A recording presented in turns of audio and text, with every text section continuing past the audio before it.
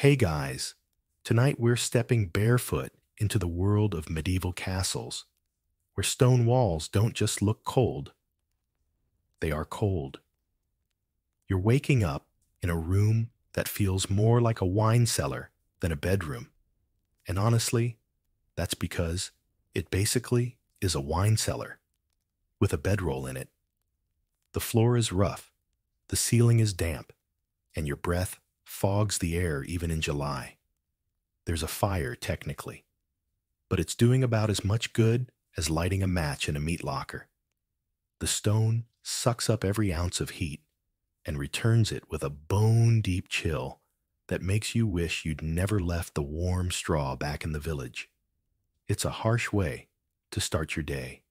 Numb toes, stiff joints, and that strange medieval smell of smoke-wet wool and boiled turnips lingering in the air.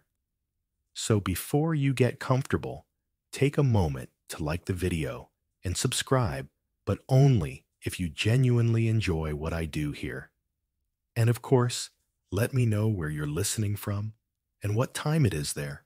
I'm always fascinated by the little global village we've built here. Now dim the lights, maybe turn on a fan for that soft background hum, and let's ease into tonight's journey together. You shuffle over to the narrow window slit, no glass obviously, and look out at the gray mist curling around the battlements. If you're lucky, you'll get a glimpse of the sun. But most mornings, you're met with fog drizzle, or worse, the groggy face of the guard who fell asleep on night watch again. These castles weren't made for comfort. They were made to survive sieges, to intimidate rivals, and maybe just maybe to keep out wild boars.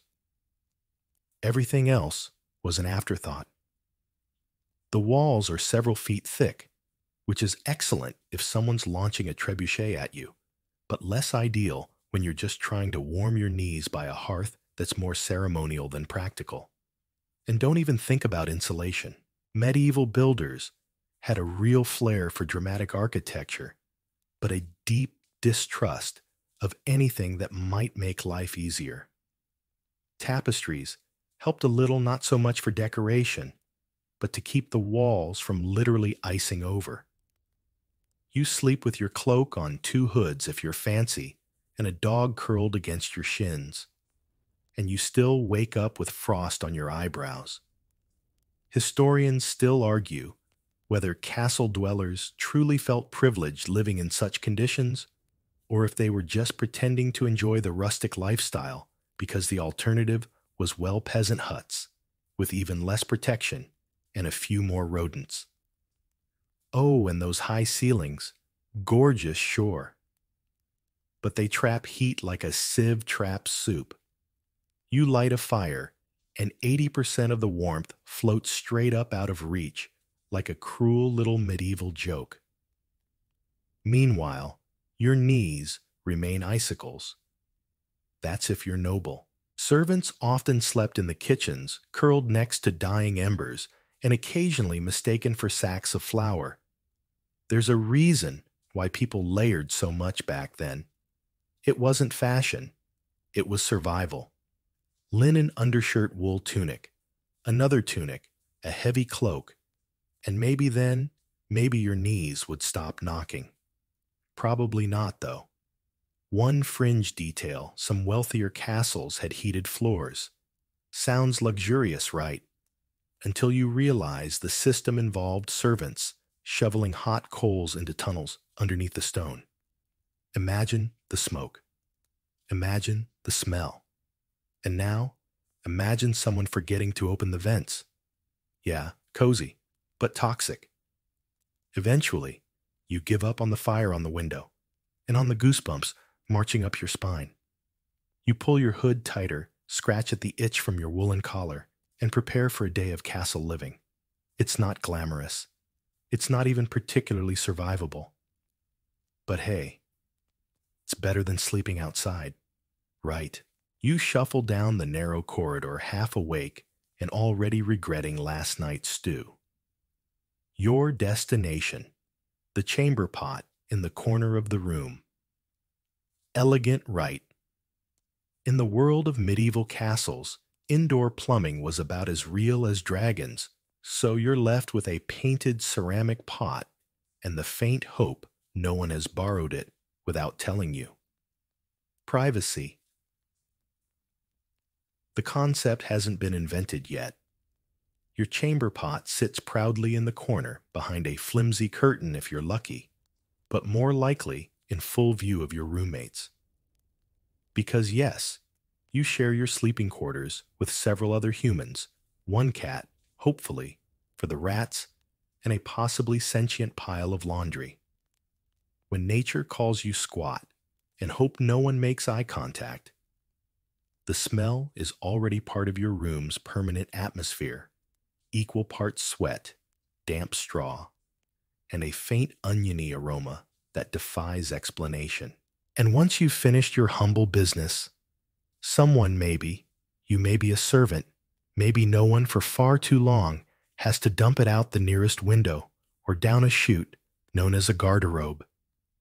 Here's the fun part. Garderobes emptied straight into the moat or a pit below the castle, which means, yes, that scenic water feature surrounding your fortress. It's basically a communal toilet. Historians still argue whether castles smelled worse in summer or winter, but fresh was never in the running. Now imagine being a guest. You arrive nobly dressed, expecting feasts and banners. You get a shared latrine and the muffled sound of your host grunting behind a door, the thickness of a tortilla. Romantic, no. And speaking of doors, most castle rooms didn't even have them. Instead, you might hang a curtain or rely on the shame of others not to look. Spoiler, they still looked. If you were really high-ranking, you might get a wooden screen. But even then, the walls were thin, and conversations carried like they were echoing through a cathedral made of cheesecloth. To make matters worse, the bathroom was almost always located along an outer wall so that gravity could do its job. So in the middle of winter, you'd trudge through freezing hallways in your nightshirt, carrying a flickering candle, and hope your toes don't snap off on the icy flagstones. All for the glory of sitting on a cold stone bench with a hole in it while snow drifted in through the cracks. Oh, and in case you thought things were cleaner upstairs, nobles didn't exactly smell like roses either. Perfume wasn't just an accessory, it was a survival tactic. You dabbed rosewater on your wrists to hide the stench of not having bathed since Pentecost. And if someone commented on the odor, you blamed it on the peasants. One quirky detail in some wealthier castles' garderobes were deliberately placed above the kitchen to keep the heat rising from the ovens, warming your behind while you did your business. Efficient, maybe. Appetizing, not remotely. To clean yourself, you had options, none of them great. A rag, a handful of moss, maybe a bit of hay if you were feeling fancy. Toilet paper, like Joy and dental care, had not yet arrived. And don't forget the soundscape. Stone walls bounce every noise so the noblewoman delicately coughing in her chamber is heard like a symphony 2 rooms over. And that guard sneezing on the stairs might as well be next to your bed. In a modern world obsessed with scented candles, soft close toilet seats, and bidets, it's hard to imagine the castle version of morning routine didn't end in quiet weeping. But you adapt. You grit your teeth. You ignore the smell. And most importantly, you pray literally that no one walks in while you're crouched over that pot with your robe around your ankles and dignity somewhere out the window. You're trying not to think about it, but the truth is, you smell. Not just a little. Not just missed a shower levels of ripe. We're talking layers, earthy, smoky, maybe even sour. Your tunic carries yesterday's soup. Your cloak smells like the stable, and your hair. Let's not go there. You haven't bathed in a while. And that's not laziness, it's tradition. In a medieval castle, bathing is less of a daily ritual and more of a once-in-a-while community event, like a fair or a comet sighting. You probably get a full bath once or twice a year, and only then because someone important is visiting or there's a wedding. Otherwise, it's a bucket splash and a whispered apology to your own skin. And the bath itself, it's not exactly luxurious. You stand in a wooden tub lined with linen if you're lucky, and servants lug up heated water from the kitchen. That's dozens of trips with sloshing pails up narrow staircases. By the time the tub's full, the water's lukewarm at best and smells faintly of smoked ham. Then you climb in and try not to think about who used the water last. Because yes, reusing bath water is standard. Nobles go first, then the children, then the servants. By the end, it's a lukewarm stew of human essence. Hope you like bathing in someone else's regret. Historians still argue whether medieval people actively feared bathing or simply didn't see the point. Some believed hot water opened the pores and let in disease, so the cleaner you were, the sicker you got. A noble might soak once a season, then cover themselves in lavender sachets and call it a victory. And don't even dream about soap the way we know it. Castle soap was an aggressive brick made of animal fat and lye. It stripped away everything, including dignity. Your skin squeaks afterward, but not in a good way. It's raw red and about as hydrated as a biscuit. You might try herbs rosemary, sage, even chamomile. Not for relaxation, but to mask the fact that you haven't washed your feet since Candlemas. One quirky detail rosemary boiled in wine was considered a cure for body odor. You'd soak a cloth, pat your armpits, and pray no one lit a torch too close. Of course, your hair is its own battlefield. Shampoo dream on. You might get a vinegar rinse if you're noble, or rub in ashes and comb them out if you're not. Lice. They're your loyal companions. You can delouse yourself, sure, but they'll be back before supper. Some people shaved their heads entirely and wore wigs just to avoid the whole mess. Even your clothes don't get washed often. Laundry is a huge ordeal, involving river rocks, ash soap, and hours of scrubbing. Instead, you just add more layers to cover up the older ones. A fresh tunic over a soiled chemise counts as getting dressed. Just don't lift your arms. Now, if you're really important, say royalty, you might have a private bath chamber. But even then, it's a drafty stone room with a copper tub that turns water lukewarm in 5 minutes. Candles flicker, the wind howls through a slit in the wall, and your servant stands nearby holding a sponge that looks suspiciously like a kitchen tool. Modern luxury non-existent. No candles scented like cedar. No fluffy towels. No playlists of forest sounds. Just you, the cold, and the vague sensation that you've left part of your soul behind in that tub. So when you next picture life in a medieval castle, grand halls, roaring fires, velvet gowns, remember the truth. You may look regal on the outside, but under those layers, you are one sour turnip of a person. And nobody's nose is brave enough to tell you. You stumble into the great hall, hoping for breakfast.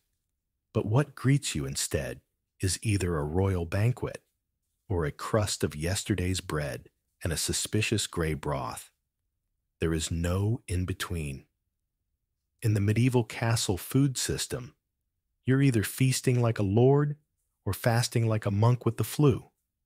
The thing is, castle kitchens operated more like weather stations than restaurants.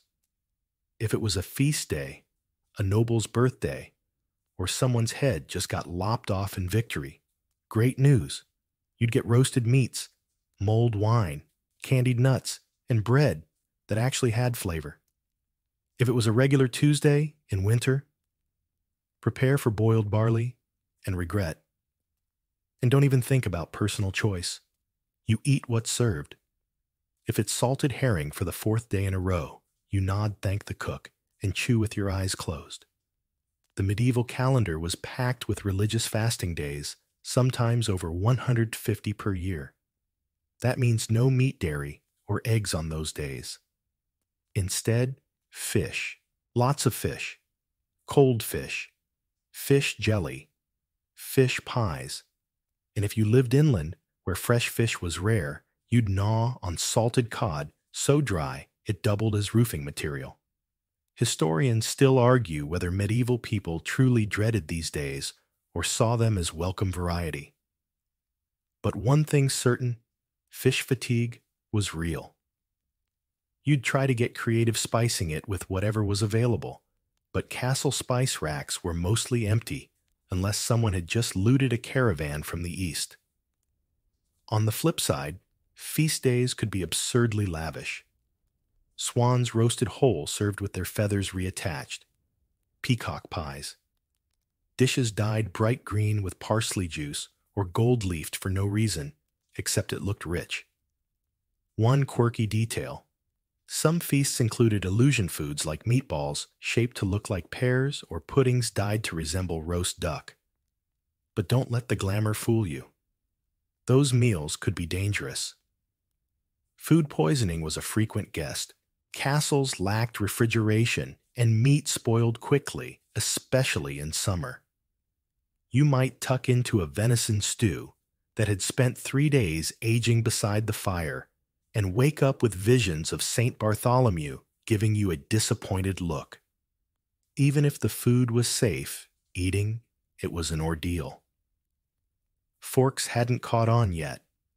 You used fingers, maybe a knife, and shared trenchers, flat slabs of stale bread used as plates. By the end of the meal, those trenchers were soaked with grease and gravy and usually tossed to the poor. Generous maybe, sanitary not remotely. And your seating strictly based on rank. You, as a minor noble or glorified servant, sat far from the main table. By the time food reached you, it was cold, picked over, and possibly missing parts. You'd eye the Lord's stuffed boar as it passed and get turnips. Breakfast didn't even exist in the modern sense. Most people ate a morning meal only after hours of labor. Lunch, if you can call it that, was simple bread ale and maybe a bit of cheese if someone remembered.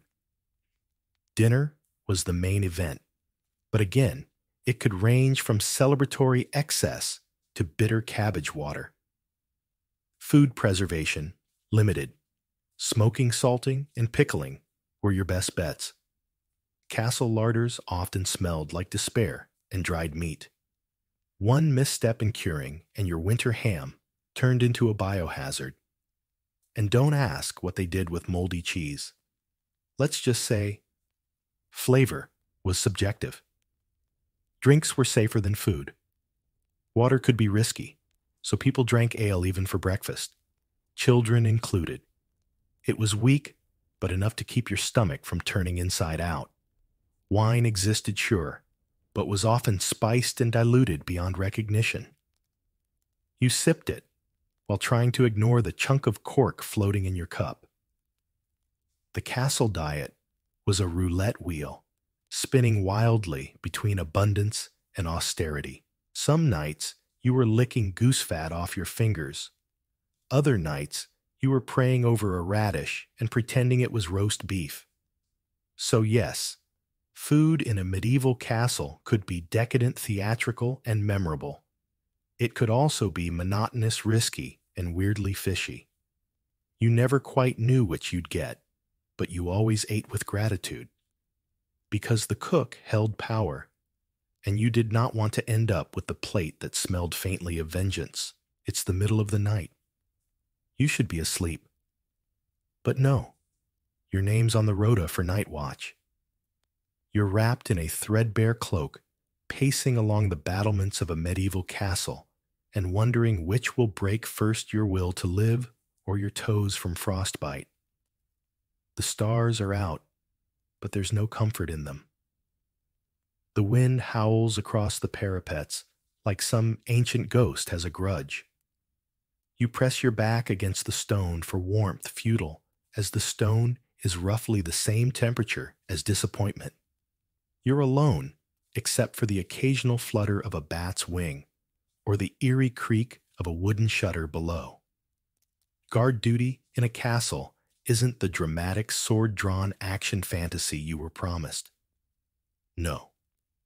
It's hours of nothing punctuated by moments of confusion followed by more nothing. You squint into the mist, seeing movement that isn't there. Was that a wolf, a bandit, a bush? Hard to say when your eyes are watering from the wind and your hood keeps blowing off like it's actively trying to escape. You try to stay awake by pacing. That works for about 6 minutes. Then come the nods, the heavy eyelids, the slow slump down onto a barrel or behind a crenellation. One servant famously fell asleep, standing up, and claimed he was praying. Didn't work. He got latrine duty for a week. Historians still argue whether castles had enough guards on patrol at night to be truly effective, or if it was more for show. What's certain is that most night watchmen were exhausted, poorly fed, and freezing. Your job wasn't to engage in battle. It was to spot danger early, ring the alarm, and hope someone braver got there first. And then there's the boredom. So much boredom. You try humming a tune, but the sound bounces oddly off the stone and spooks you. You whisper to yourself. You name the torches. You debate whether that distant howl was a wolf or just your stomach regretting last night's cold barley stew. Some castles tried to make the watch system more tolerable. A bell tower would mark the hours. You'd pass a token or a stick to the next guy as proof you stayed awake. Some noble families insisted on dogs accompanying their watchmen, not for defense, but to keep them company, and ideally to bark if you nodded off. One quirky detail. In certain castles, an owl trained to hoot on cue was kept near the gates as a kind of organic alarm clock. Success rate highly debatable. You're cold tired and increasingly convinced that something is watching you from the woods, but there's no quitting, not without punishment. And no one forgets the guy who let the chickens get stolen. Again. You stare down into the courtyard. Quiet. Still. A few shadows move a cat chasing something, maybe a servant sneaking back from an unauthorized romantic rendezvous. You'd say something, but the warmth of silence is more valuable right now than a moral victory. Every hour you're supposed to make a full lap. You do it out of duty, but also to make sure you don't turn into a frostbitten gargoyle. You pass the arrow slits, glance out at the moonlit tree line, and try not to think about the stories. That time, someone saw a glowing figure. That other time, someone vanished during their shift. You tell yourself, it's superstition. Then something clatters behind you, and you jump so hard, your hood flies off again. You keep walking. Eventually, mercifully, a bell rings. Not loudly, not cheerfully, but enough to signal the end of your watch. You trudge down the stone steps, joints aching legs, stiff face, raw from the cold. A servant passes you, on the way up, eyes dull with resignation. You nod. They nod. No words. Just shared suffering. Back in the servants' hall, you collapse on a straw mattress. It smells like garlic goats and ash, but it might as well be heaven. You pull a blanket over your face and try not to dream about shadows moving on the walls. In a medieval castle, even sleeping was a privilege, and you just earned it with the longest, loneliest walk of your life. You wake up sore itchy and vaguely disappointed to still be alive. Congratulations, you're a servant in a medieval castle, and your day starts before the rooster even thinks about it. The fire needs lighting, the chamber pots need emptying, and someone probably, you will soon be elbow deep in last night's mutton grease. The first thing you learn working in a castle isn't how to polish armor or pour wine. It's the hierarchy. A rigid, joy-sapping pyramid where even the word servant branches into its own little caste system. At the top, the steward, basically the CEO of castle domestic life. Below him, a maze of titles: butler cook, scullion page, chamberlain, laundress, spit boy, each with their own micro-tyrannies. And you're probably somewhere near the bottom. If you're really unlucky, you're a scullion, the lowest of the low. Your job is to scrub pots until your hands bleed, carry firewood until your spine bends, and avoid eye contact with anyone who has a fancier hat than you. Scullions slept near the kitchen hearth, warm sure, but also next to rats dripping lard and the constant threat of being stepped on. Historians still argue whether this servant hierarchy was maintained more by fear or by custom. Either way, the result is the same backbreaking work, 12-hour days on a light schedule, and the possibility of getting smacked for breathing too loudly near a noble's dinner. Take the laundry maid, for example. Her life sounds peaceful until you realize she spends all day boiling linens in giant cauldrons, scrubbing them with ash soap, and hanging them over lines in damp courtyards. No gloves, no break. And heaven help you if the Lord's tunic smells like yesterday's stew. Then there's the spit boy. This poor soul's entire existence revolves around a rotating stick. His job: turn the roasting meat, constantly, all day, no letting go. You can't wander off or even sneeze too enthusiastically, lest the Lord's venison burns on one side. Some castles even built special turning rooms beneath the hearth, tiny fire-lit crawl spaces where boys could rotate the spit via pulley. One quirky detail: some castles use dogs and treadmills for this job. Seriously, your food as a servant is a lottery. Sometimes the kitchen throws you bones literally. Other times, it's porridge, so bland, even the rats pass. You eat fast, out of cracked bowls and always standing. Seating.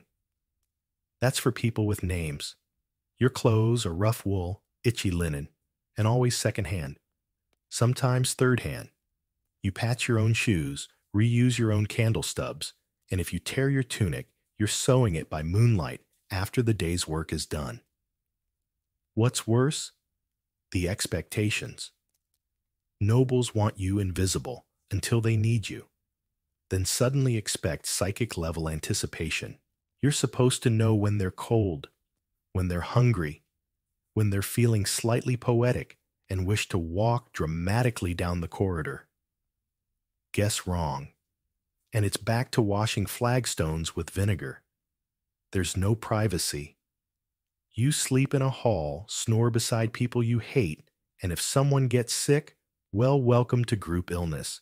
You might be given a cot or just a spot near the warmest wall. And if you talk too much, you're annoying. Too quiet, suspicious, too cheerful, must be stealing something. Still, there's some twisted pride in it. You know the castle inside and out. You see what the nobles don't. You hear the rumors first. And if the Lord suddenly needs his ceremonial underpants repaired before a visiting delegation, you're the one who knows where they're stored. So you keep going. You patch scrub haul and carry. You bite your tongue when the steward calls you boy, though you're 25. You fix the jammed door no one else notices. You save the dropped ring before it clinks into the privy chute. You are quietly the reason this crumbling, damp, semi-functional castle doesn't fall apart entirely. You may not wear velvet or feast on swan, but the castle breathes through your labor. And though no one thanks you, you know, and you let that be enough.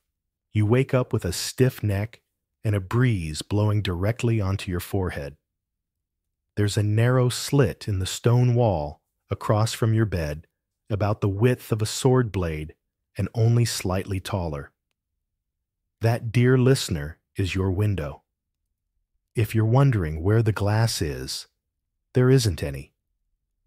Welcome to castle living, where windows are less about letting light in and more about letting your hopes out. These windows are technically arrow slits, narrow vertical openings, designed so defenders can shoot out without getting shot in. As for letting in sunshine or air, well, you get a draft. A very persistent, unfriendly draft that blows year-round like some unseen ghost constantly whispering in your ear. You should have been born a duke.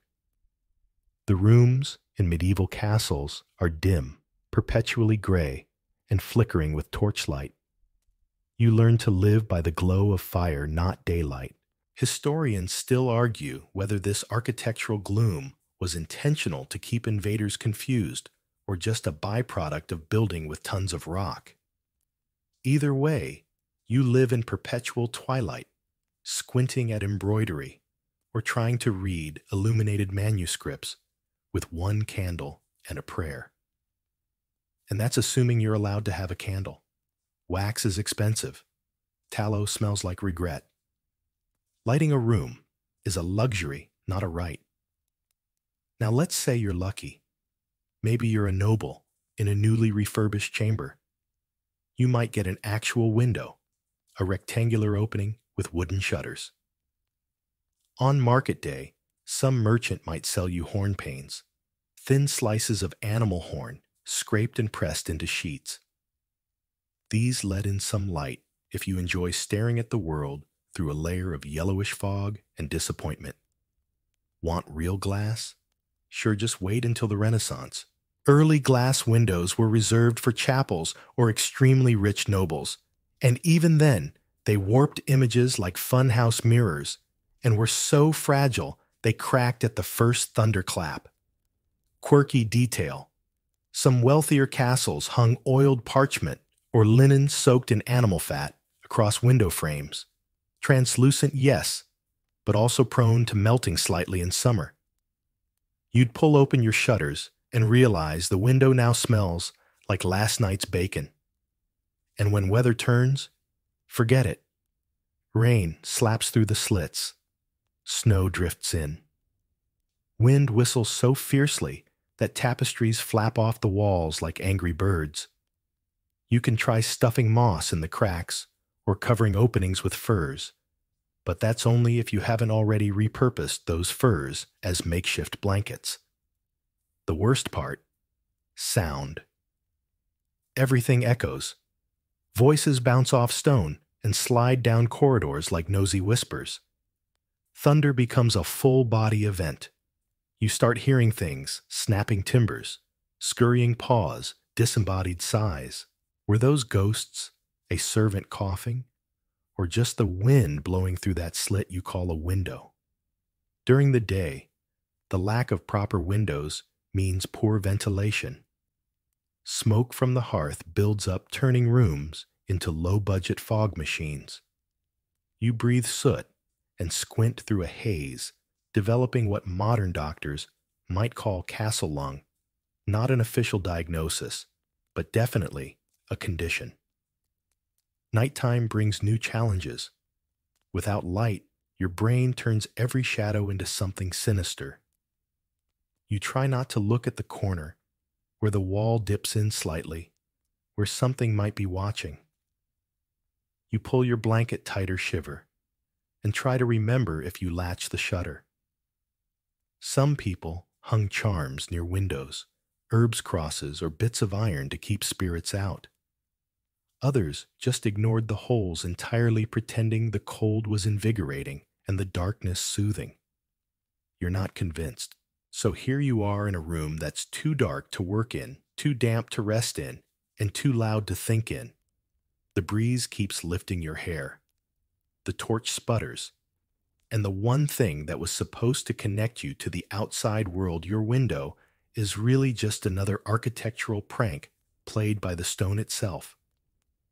Still, you lean against the wall, feel the chill against your cheek, and let the distant sounds of owls wind and muffled snoring lull you into a foggy, reluctant sleep.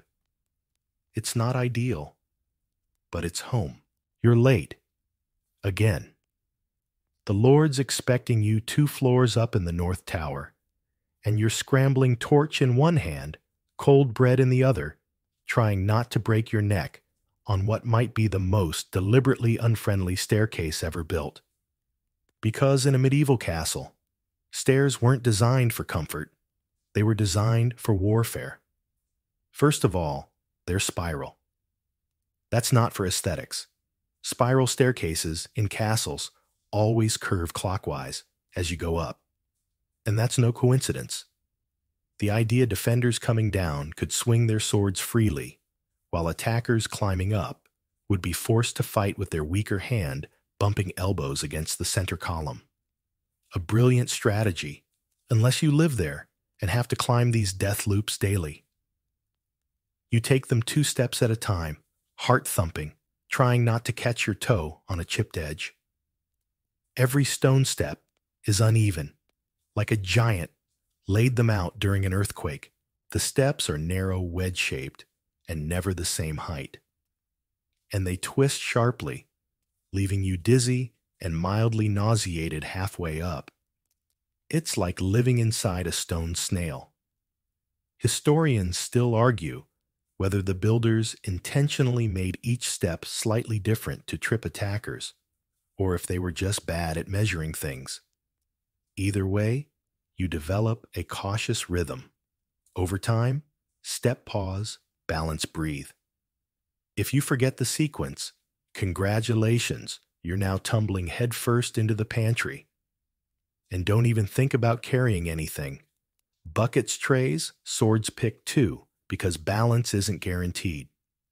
You remember last week's incident, the steward trying to carry a bowl of hot stew up to the solar, slipping on step 7, and decorating the stairwell wall with medieval minestrone. There are no railings. Why would there be instead? You cling to the rough stone central column like a nervous squirrel. Your fingers brush moss, soot, and something sticky that might be from the spilled mead. Incident: no one cleaned properly. You make a mental note to wash your hands. Later. Want to go up with speed and grace? Forget it. The staircases are too narrow for flowing robes or wide skirts. That's why noble women often needed a hand just to get from one floor to another.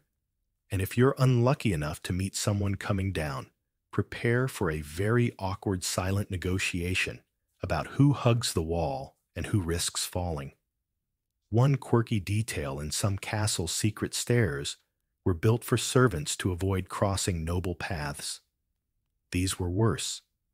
Steeper, darker, sometimes carved directly into the stone walls. You light your torch and pray there are no spiders, or rats, or ghosts of servants who didn't make it. And yet these staircases are everywhere. You take them to reach the kitchen, the chapel, the armory. They connect towers, dungeons, parapets. One wrong turn, and you end up in a storage room full of dried apples and regret. They're labyrinths disguised as architecture. And at night, they're treacherous. You navigate by torchlight or moonlight shadows dancing wildly as your breath fogs the air. Each creak echoes like judgment. Every footstep feels too loud. You hesitate, unsure whether that noise behind you was a fellow servant or something else. You trip. Of course you trip. You catch yourself barely scraping your knuckles against the wall. Your torch almost drops. Your bread is now floor toast. But you're alive, and more importantly still, on task. You keep going. Eventually, breathless and mildly injured, you reach the top. You knock. You wait. The Lord opens the door, frowns, and says, "You're late." You don't explain. He doesn't ask, because everyone in the castle knows those stairs have their own agenda. So you nod, straighten your tunic, and silently vow never to carry soup upstairs again. You'd think that being wrapped in layers of fabric would offer some comfort in this cold, drafty castle life. But no medieval fashion is not designed for your comfort. It's not even designed for practicality. It's a parade of itchy-pokey, heavy, overly laced nonsense that looks dramatic in paintings but feels like a wearable form of punishment. Let's start with the underlayers. You put on a linen shirt first. It's the least offensive part of the outfit, soft if new, stiff if reused from 5 generations ago.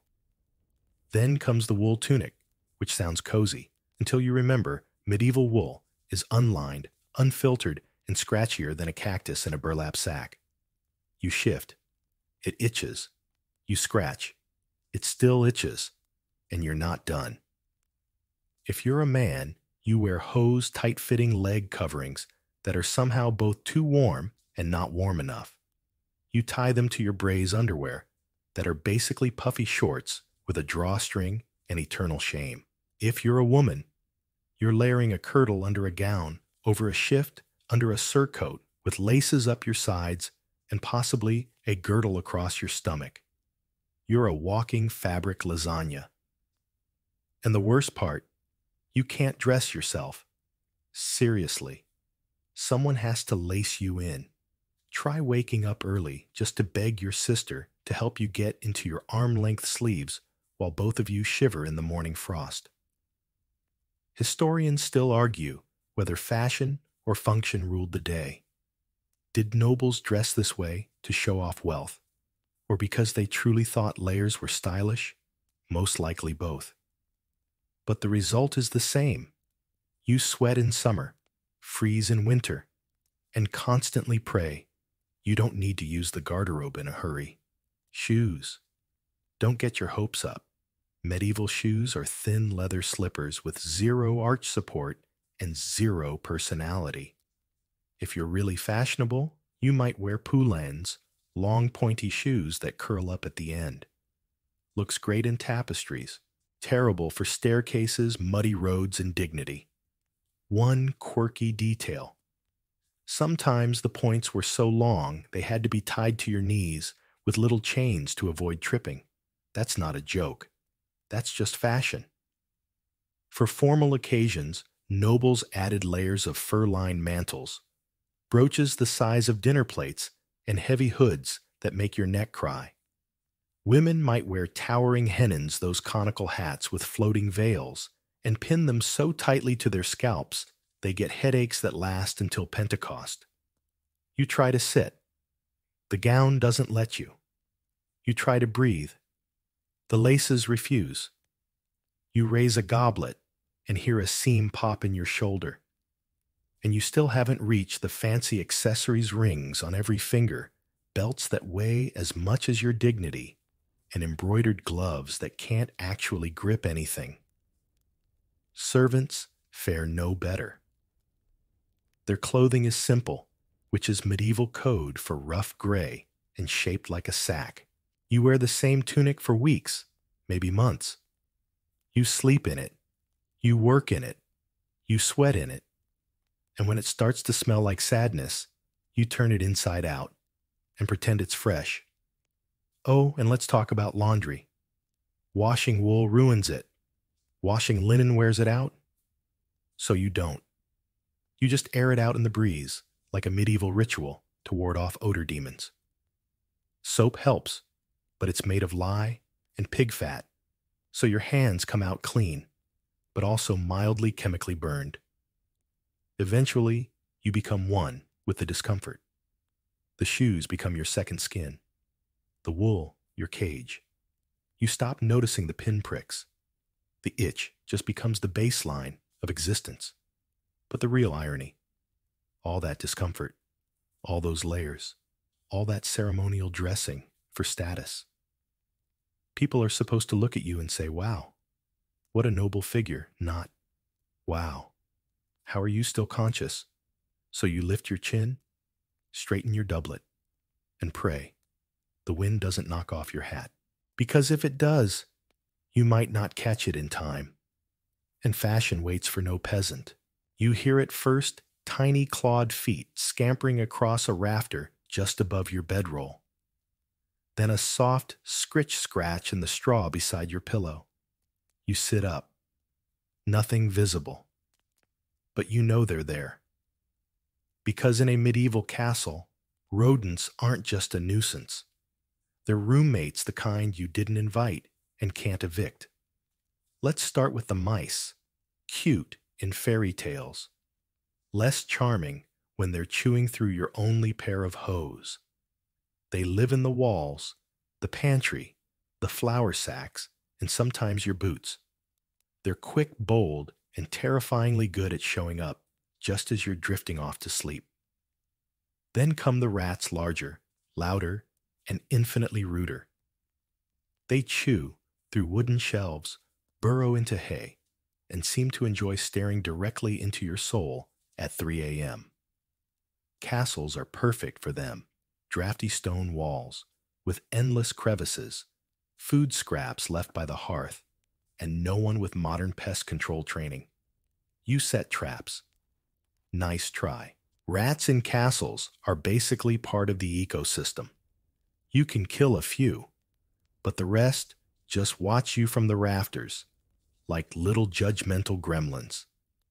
Historians still argue whether people in medieval times fully understood the health risks tied to rats, especially when they were unknowingly playing courier for fleas carrying the Black Death.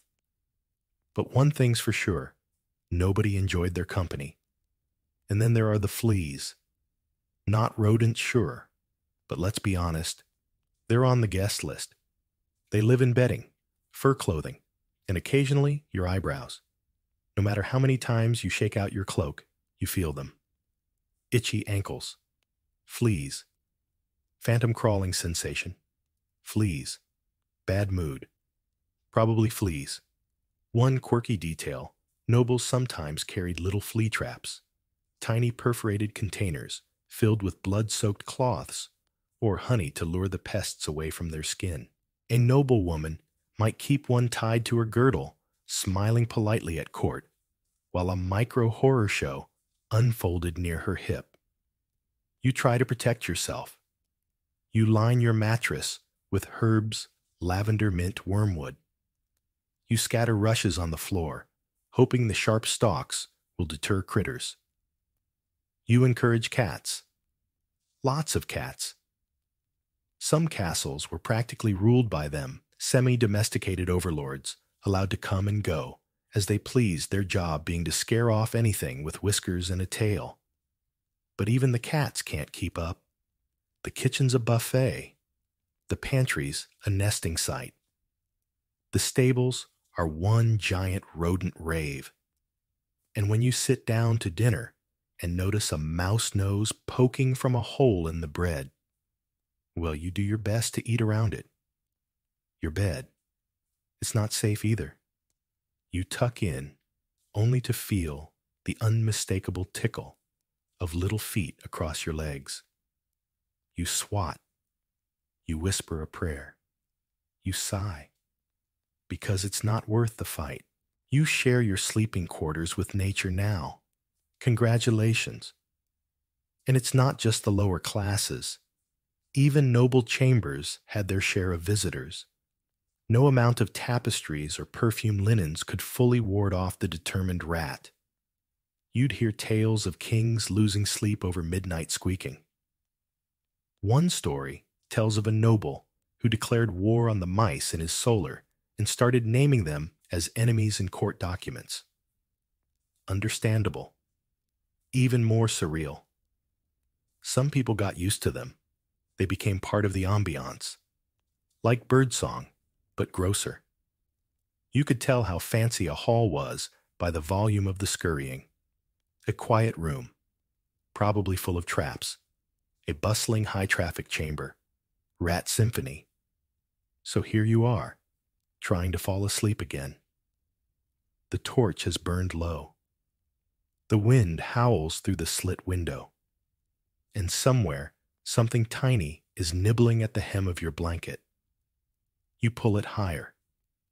You curl tighter, and you whisper to yourself the castle's unofficial motto. If it moves, it probably lives here too. You cough again. Your throat's raw, your nose has been leaking for a week, and your joints feel like someone replaced them with wet firewood. Welcome to the baseline health experience of castle life, where being a little sick is just called being alive. In a medieval castle, illness isn't a surprise, it's a constant. The cold, the damp, the stress, the rats, the questionable food, the limited hygiene, each one alone would be a minor threat. But together, they form the perfect storm of medieval misery. You wake up sick. You go to bed sick. And in between, you work while sick, because resting is for nobles or corpses. Let's start with the castle climate. The stone walls trap moisture, and the rooms are always either too cold or filled with smoky fire haze. You breathe in soot all day and sleep wrapped in damp wool all night. Your lungs never get a break. Coughs linger for months. Chills never quite leave. Historians still argue whether the average castle resident had more lung infections or back injuries. Both seem likely at the same time. Medical care. Let's be generous and call it experimental. The castle physician, if there even is one, is trained in balancing your humors, not actually understanding germs. Got a fever? That's too much yellow bile. Take this concoction made from powdered beetles and vinegar. Got a headache? That's spirits trapped in your skull. Time for a trepanation. Yes, that's exactly what it sounds like. They drill a hole in your head to let the demons out. Minor ailments are treated with poultices, chants, and prayers. Your go-to treatments include crushed herbs, old wine, moldy bread, early penicillin, maybe, and warm goose fat rubbed on. Just about anything. One quirky remedy: tying a live toad to your neck to absorb the sickness. Hope you like amphibians. For more serious problems, it gets grim. Deep cuts lead to infection, which leads to gangrene, which leads to a carpenter with a saw and a strong stomach. An infected tooth could be pulled, no anesthetic, just a strong servant to hold you down. And if you're bleeding too much, they'll try bloodletting, hoping that draining your body will somehow fix it. You sniffle through your day. You can't taste your food. You feel feverish and foggy. But the Lord's tunics still need mending, and the floor in the hall still needs scrubbing. You can't stop. No one else will do it. In the castle, being sick isn't an excuse, it's an expectation. And remember the rats. They don't just steal your food, they bring fleas, and those fleas carry plague. That's right. Not just, ugh, I don't feel great sickness, but full-on, boil-covered, death-by-sundown bubonic plague. Entire wings of castles were quarantined. Servants vanished overnight. One sniffle could spiral into a funeral by the weekend. Even royalty weren't immune. Kings and queens suffered from infections, fevers, dental abscesses, and mysterious illnesses that bled them dry. Fancy robes didn't protect your immune system. At best, it just meant your corpse got a nicer coffin. To stay healthy, you might wear a pouch of dried herbs, or a bone charm, or carry a vial of mercury because alchemy. You boil your water when you have time. You drink weak ale because it's safer. You pray. A lot. And even when you're not bedridden, you don't feel good. Your joints ache. Your teeth throb. Your vision blurs on foggy days. Your skin is dry and cracked from the cold. You haven't pooped properly in a week because your diet consists of turnips, stale bread, and salted meat that could pass for cured leather. So you keep moving. You cough into your sleeve. You wrap your cloak tighter. You rub rosemary on your wrists and convince yourself it's helping. And every now and then, you catch a whiff of someone else's garlic breath and think, at least it's not plague. Because in a medieval castle, survival isn't measured by how well you live, only by whether you're still breathing. You stand at the edge of the castle wall, looking down at the shimmering water surrounding your fortress. It looks peaceful, almost scenic. A mirror of the sky, a protective ring. You take a deep breath through your nose and instantly regret it, because that's not fresh water. That's the moat, and it's disgusting. Forget the fairy tale imagery. A moat is not a quaint little stream with swans and lilies. It's more like a medieval soup, a brackish, slow-moving, fetid trench of whatever the castle no longer wants inside. Bathwater check. Kitchen slop check. Rotting animal parts. Oh, absolutely, human waste from the garderobes. Without a doubt, moats were originally designed for defense. They made it harder for invaders to approach, especially with battering rams or ladders. The deeper and murkier, the better. Some were filled with water, diverted from rivers. Others were simply big dry ditches. But when they were filled, oof. Nobody volunteered for moat duty. Historians still argue whether moats truly deterred sieges or were mostly psychological barriers. Either way, their unintended role as the castle's open-air garbage dump is not up for debate. You've got one job in the morning: dump the refuse from the kitchen down the chute. And where does it land splash? You toss a bucket of vegetable peelings out the back door. They drift down, joining a stew of bones, spoiled ale, and at least one broken lute string. A duck paddles by completely unbothered, one quirky detail. In some castles, geese were raised in the moat not only to gobble up waste, but to act as noisy alarms. Step too close, and they'd honk you into next week. Occasionally, you're assigned to moat cleaning duty. That's a half day of wading through ankle-deep sludge, poking at bloated bags with a stick, and praying you don't find anything with teeth. Gloves don't exist. You go in with bare hands, and the kind of determination only found in those who've lost all hope of promotion. Then there's the smell. In summer, it rises like an invisible cloud. Sweetish. Rank. Sticky. You try to eat near a window and gag when the breeze shifts. Visitors pretend not to notice, but their faces say otherwise. Ah, yes, they mutter, the rustic charm of castle life. Meanwhile, a frog croaks in the distance and something brown floats by. The worst part, you live above this thing.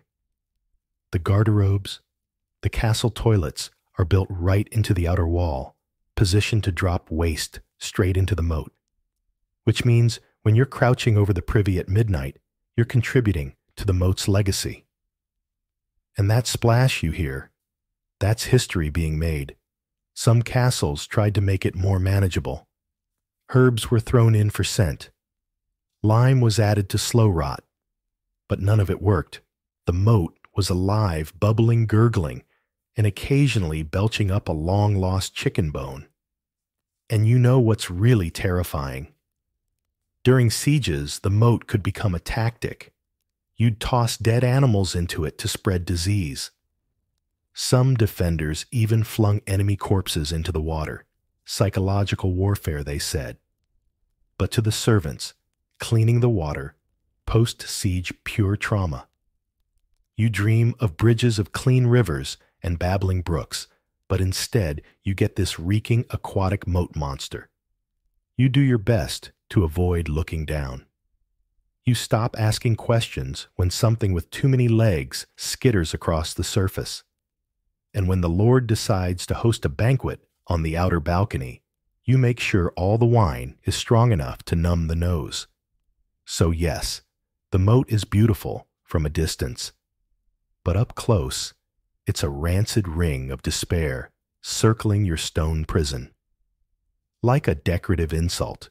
And the next time someone says medieval castles were romantic, you'll smile nod and kindly offer them a bucket and a pair of moat boots. You whisper something to yourself as you pass the chapel corridor, just a quiet thought, maybe even a muttered complaint.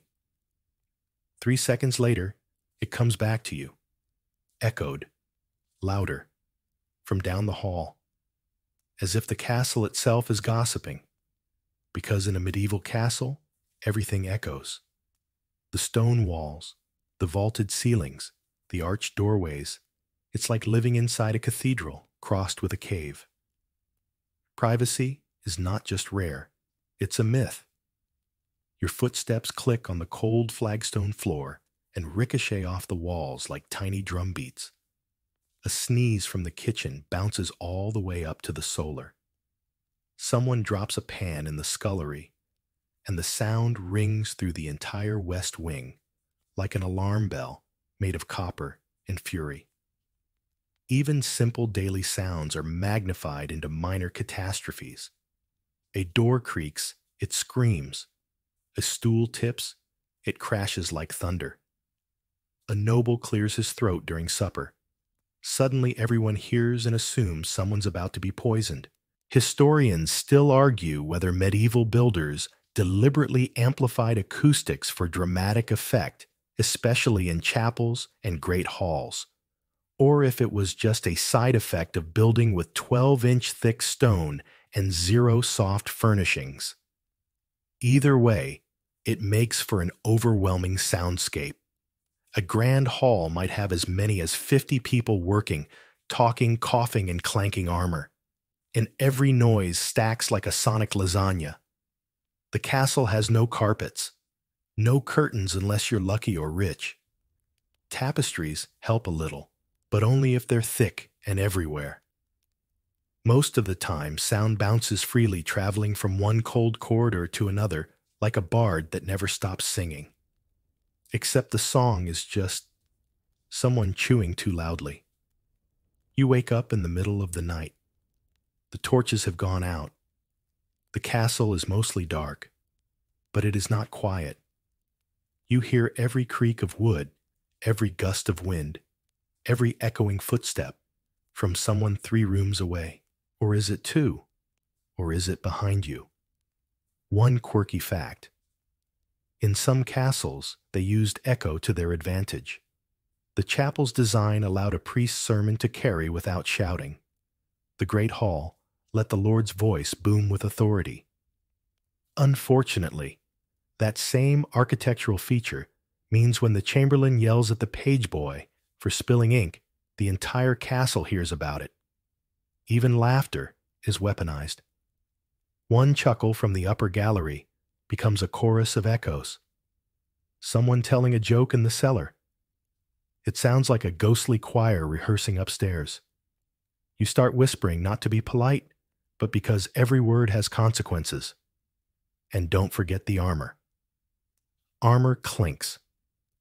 Loudly. One guard walking across the hallway at night is enough to jolt you awake. 2 guards. It sounds like a smithy is operating in your bedroom. Combine that with dogs, barking roosters, crowing at all the wrong hours, and servants murmuring prayers, and you've got a full medieval sound orchestra before dawn.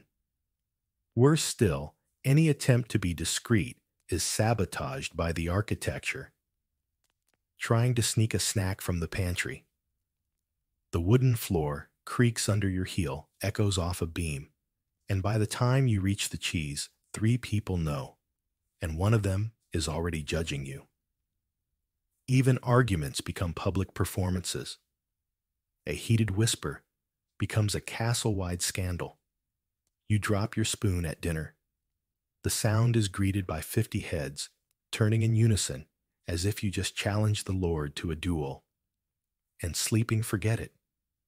Every snore, every shift on a straw mattress, every fart under a wool blanket becomes a minor explosion.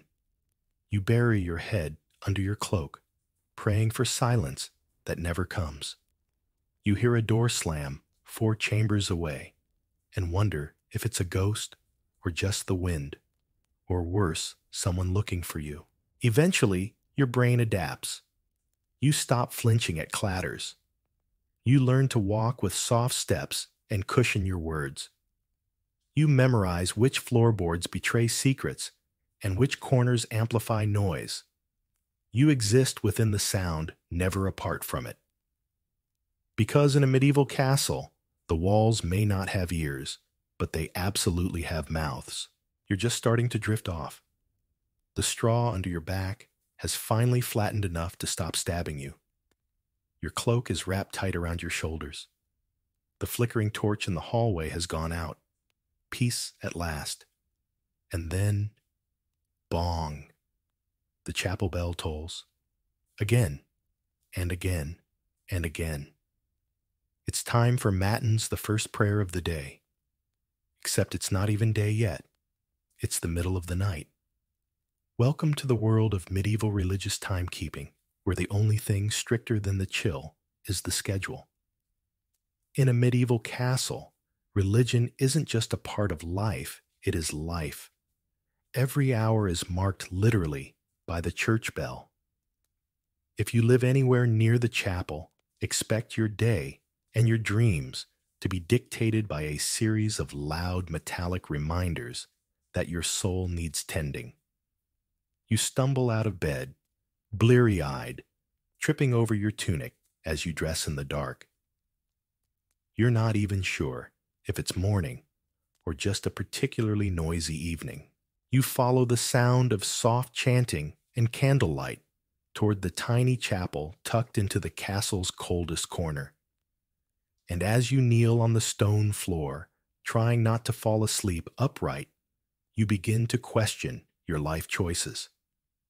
The canonical hours divide your day into chunks of prayer: matins lauds, prime terce, sext, nun vespers, and compline. That's 8 interruptions, minimum. If you're part of the religious staff, congratulations, you basically never stop praying. If you're not well, tough luck. Those bells ring for everyone. Historians still argue whether all castle inhabitants strictly followed these prayer times, or whether it was more of an honor system for non-clergy. But the bells rang regardless. Even if you didn't attend, they reminded you who was really in charge, not the Lord of the Manor, but the Lord of the Skies. Then come the rules: religious, moral, social, and often contradictory. You're forbidden to eat meat on Fridays, but expected to serve the best cuts to visiting nobles. You're supposed to confess your sins regularly, but half the sins are things you weren't sure were even bad until the priest made a face at you.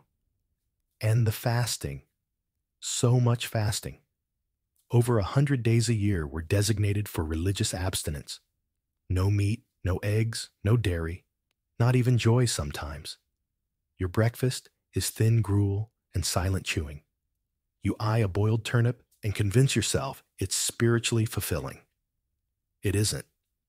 One quirky tradition. On holy days, you might be allowed a few luxuries, an extra slice of bread, a dance in the courtyard, even a chance to wear your second-best tunic. But not too festive, or you risk accusations of pride. Balance, always balance. Even the architecture reinforces obedience. The chapel is centrally placed. Its spire rises higher than the Lord's tower. Its echo travels farthest. The windows are small and high, casting long beams of light across cold floors, as if God Himself is watching you sweep. And God, by the way, watches everything. Or so you're told. You whisper a joke that's recorded. You sneak a bite before prayer marked. You skip vespers. That's 3 years off your afterlife real estate. The priest doesn't even have to scold you anymore. Your own guilt does the job. Still, there's comfort in the routine. Bells signal, meals, work shifts, and sleep. You know where you're supposed to be and when.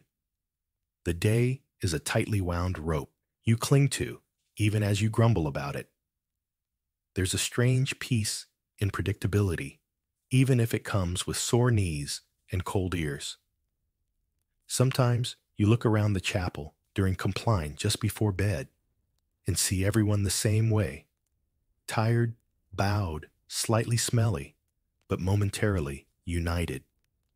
Even the Lord looks more human by candlelight. So you murmur your prayers, cross yourself out of habit, and try not to yawn too obviously. The bells will ring again soon. You'll wake, walk, work, and kneel. Over and over.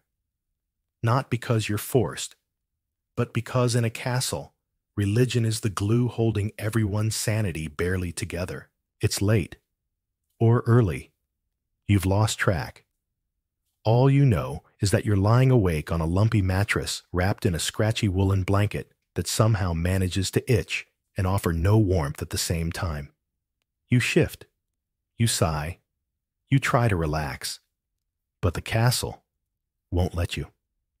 Because even when everything else quiets, the castle itself keeps moving. Downstairs, the dogs are barking again. Probably at a fox, or a spirit, or their own shadows. From the guard post above, you hear boots scrape stone. A cough. A muttered curse about wind chill. Somewhere, someone is snoring with the enthusiasm of a man trying to start a stalled ox cart. The walls creak. A shutter flaps. And from the far side of the hall, an unmistakable drip, drip, drip of water from a leaky pipe or a haunted ceiling beam reminds you you are never truly alone. You try to turn onto your side. The straw in your mattress rustles loudly enough to wake the dead. A rat in the rafters pauses, judging you. Castles were not built for peace and quiet. They were built for defense fortresses of stone with hard edges, echoing chambers, and no consideration for anyone's sleep cycle. You share space with dozens, maybe hundreds of other souls, each living their own restless version of the same long, chilly night. Even if you're a noble, sleeping in your private chamber, with a fire crackling softly, there's still the endless buzz of castle life. A page rustling parchment. A servant entering to stoke the coals. A guard changing shifts. Bells tolling the hour. A night breeze howling through the window. Slits lifting your curtain like a ghost peeking in. And that's assuming you're not sharing your bed. Because that's common too. Beds were expensive, and warmth is a luxury. 2, 3, sometimes more huddled together, like particularly uncomfortable sardines. No one wants to be the one in the middle. You try counting sheep, but in a castle, sheep come with taxes, hay mites, and the memory of shearing season. Not exactly soothing. Historians still argue whether medieval people truly expected to sleep through the night like we do. Many believe they practiced segmented sleep, 2 shorter sleep periods, with a wakeful hour in between. If so, you're not an insomniac. You're just historically accurate. You rise for a moment, pace the corridor. Your breath clouds in the air. You peek into the chapel. A single candle still burns. You see a servant kneeling silently, maybe out of faith, maybe out of habit. Maybe they can't sleep either. Back in your chamber, you lie down again. You listen to the silence that isn't. A cat thuds onto the windowsill. A far-off door creaks open. Someone drops a wooden bucket. Someone else sighs deeply in the dark. And still, the castle stands. Solid, immovable humming with ancient life and cold stone dreams. It doesn't care that you're tired. It doesn't care that your back aches. It simply is eternal and indifferent, like time carved into granite. You pull your blanket up to your chin. You close your eyes, and you make peace with the truth. The castle never sleeps. But somehow, you must. And so you ease deeper into the quiet now, not the loud, echoing shuffle of castle corridors, but the quieter hush that settles in between. The straw beneath you no longer pokes so sharply. The blanket, heavy and itchy as it is, starts to feel more like a gentle weight, holding you still. The wind still whistles through the stones, but it's distant now, like a lullaby in a forgotten tongue. Let your breathing slow, in and out.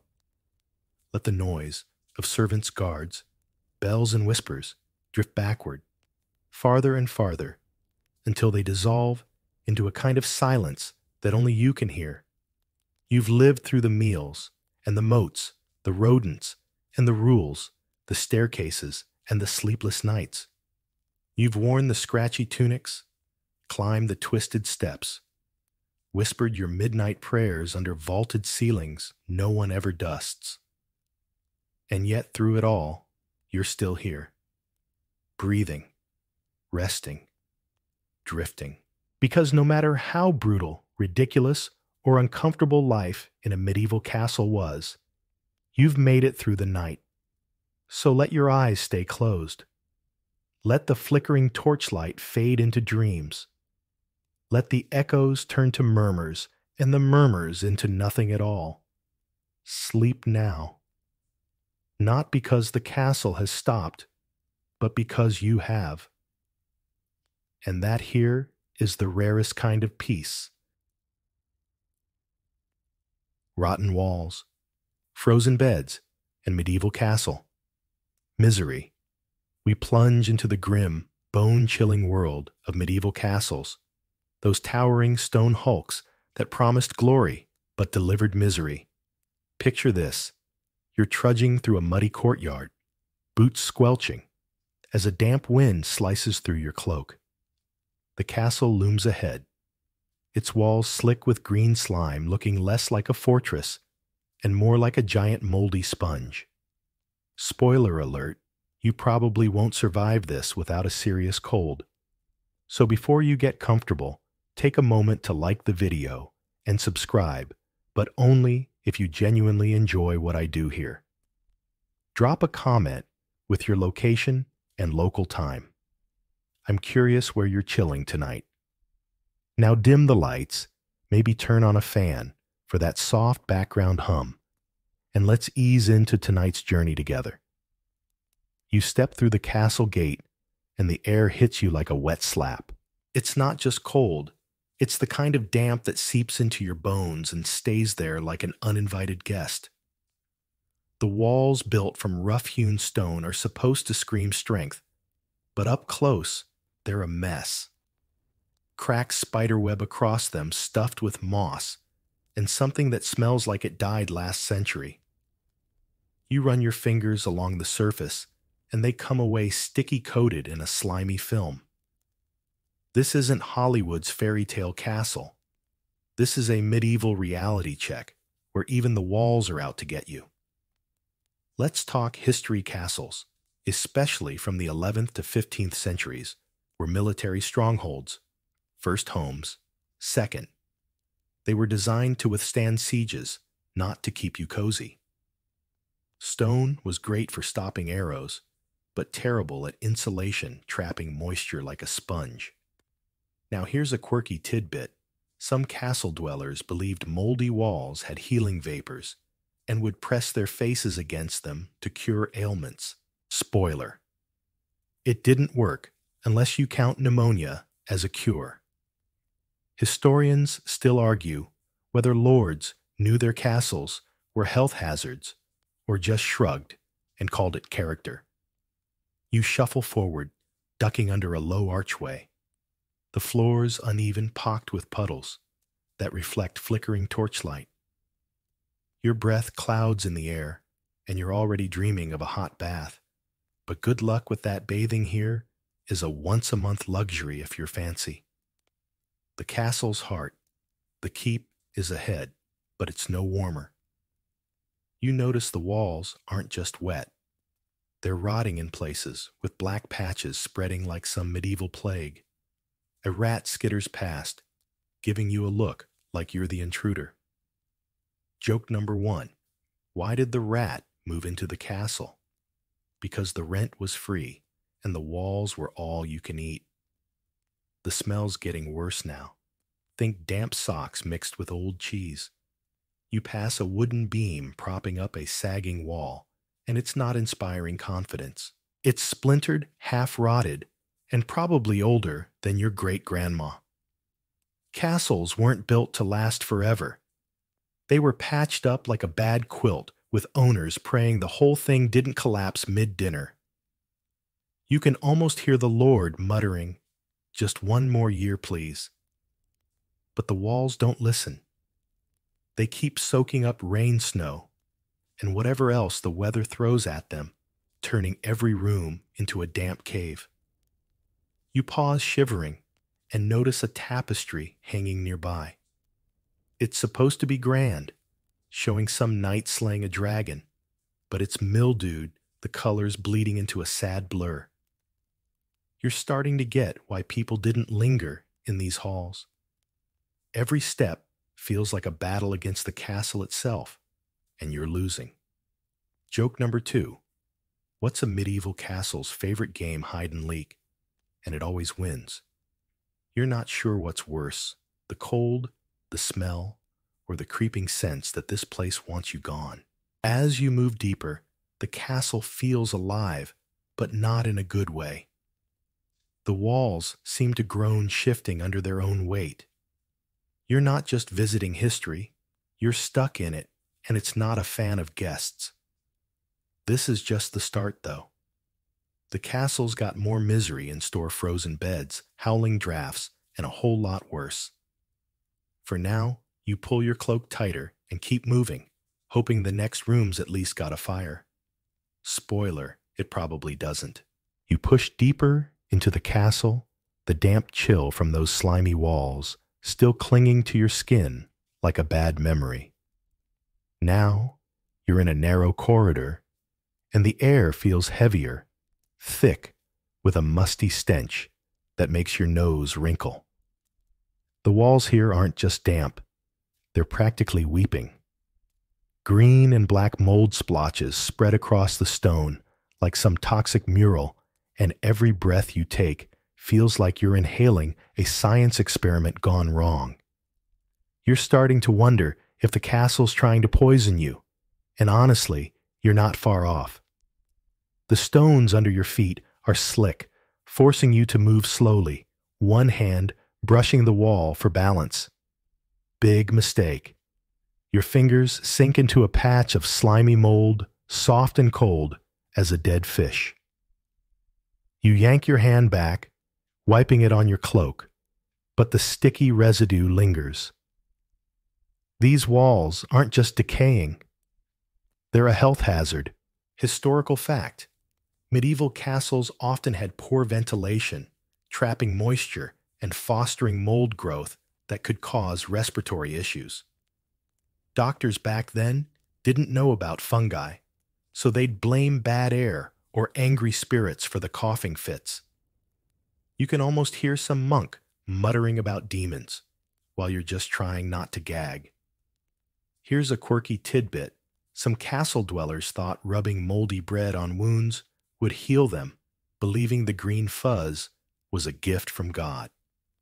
Spoiler, it usually made things worse, turning scratches into oozing infections. Historians still argue whether this was blind faith or desperate improvisation in a world without antibiotics. Either way, you're not about to try it. You shake your head, muttering to yourself about medieval logic, and keep moving, hoping for a room that doesn't smell like a swamp. The corridor opens into a larger chamber, maybe a dining hall once, but it's no less grim. The walls here are worse. Some stones are crumbling, leaving powdery grit on the floor that sticks to your boots. You spot a wooden brace wedged against a bulging wall, like the castles on life support. The mold's thicker too, creeping up to the ceiling in feathery patterns. You swear it's pulsing, but that's probably just the torchlight playing tricks. Or is it joke number one? Why did the mold throw a party? Because the castle was the perfect fungi spot. You notice a faint drip, drip, drip, echoing in the quiet. Following the sound, you find a corner where water's seeping through a crack, pooling on the floor. It's not just water, it's got that greenish tint, like the walls sweating out its own poison. You step around it, but the whole room feels like it's rotting from the inside. The air's so damp you can taste it, and your cloak's starting to feel heavier, soaking up the moisture like a sponge. You're not sure what's worse, the mold you can see, or the spores you're probably breathing in right now. A sudden cough escapes you, and you freeze. Was that the mold? The cold? Or just your imagination? You pull your scarf over your nose, but it's like trying to block a flood with a napkin. The castle doesn't care about your comfort. It's been standing for centuries, outlasting lords and peasants alike, and it's not about to make your visit pleasant. You glance at a faded tapestry on the wall, its threads unraveling, and wonder how anyone lived here without losing their mind. Joke number two. What's a castle wall's favorite song? Let it mold. You move toward a doorway, hoping for fresher air, but the mold follows you, streaking the archway like a warning. You're starting to get why people didn't throw feast on stale bread, but you're not laughing.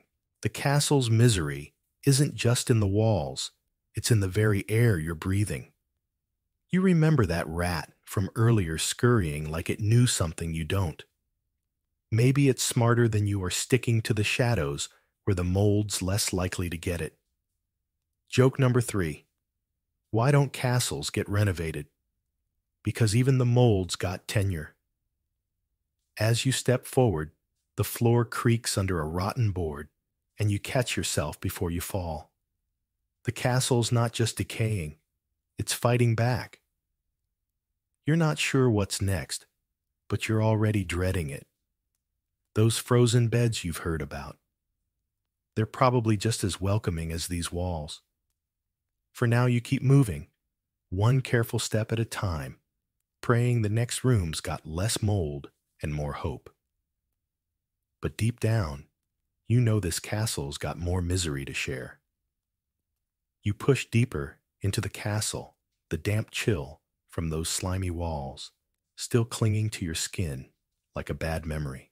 Now, you're in a narrow corridor, and the air feels heavier, thick with a musty stench that makes your nose wrinkle. The walls here aren't just damp, they're practically weeping.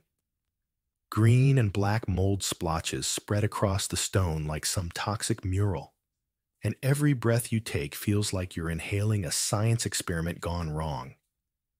You're starting to wonder if the castle's trying to poison you, and honestly, you're not far off.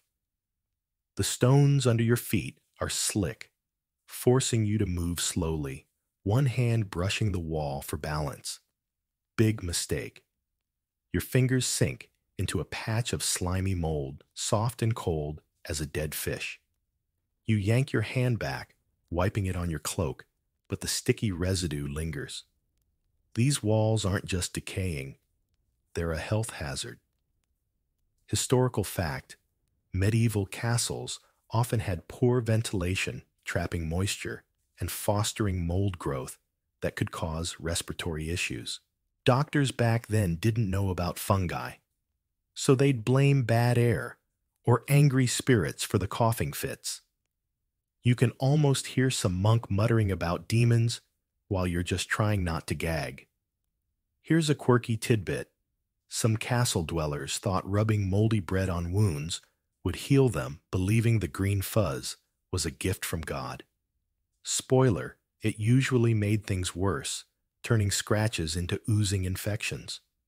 Historians still argue whether this was blind faith or desperate improvisation in a world without antibiotics. Either way, you're not about to try it. You shake your head, muttering to yourself about medieval logic, and keep moving, hoping for a room that doesn't smell like a swamp. The corridor opens into a larger chamber, maybe a dining hall once, but it's no less grim.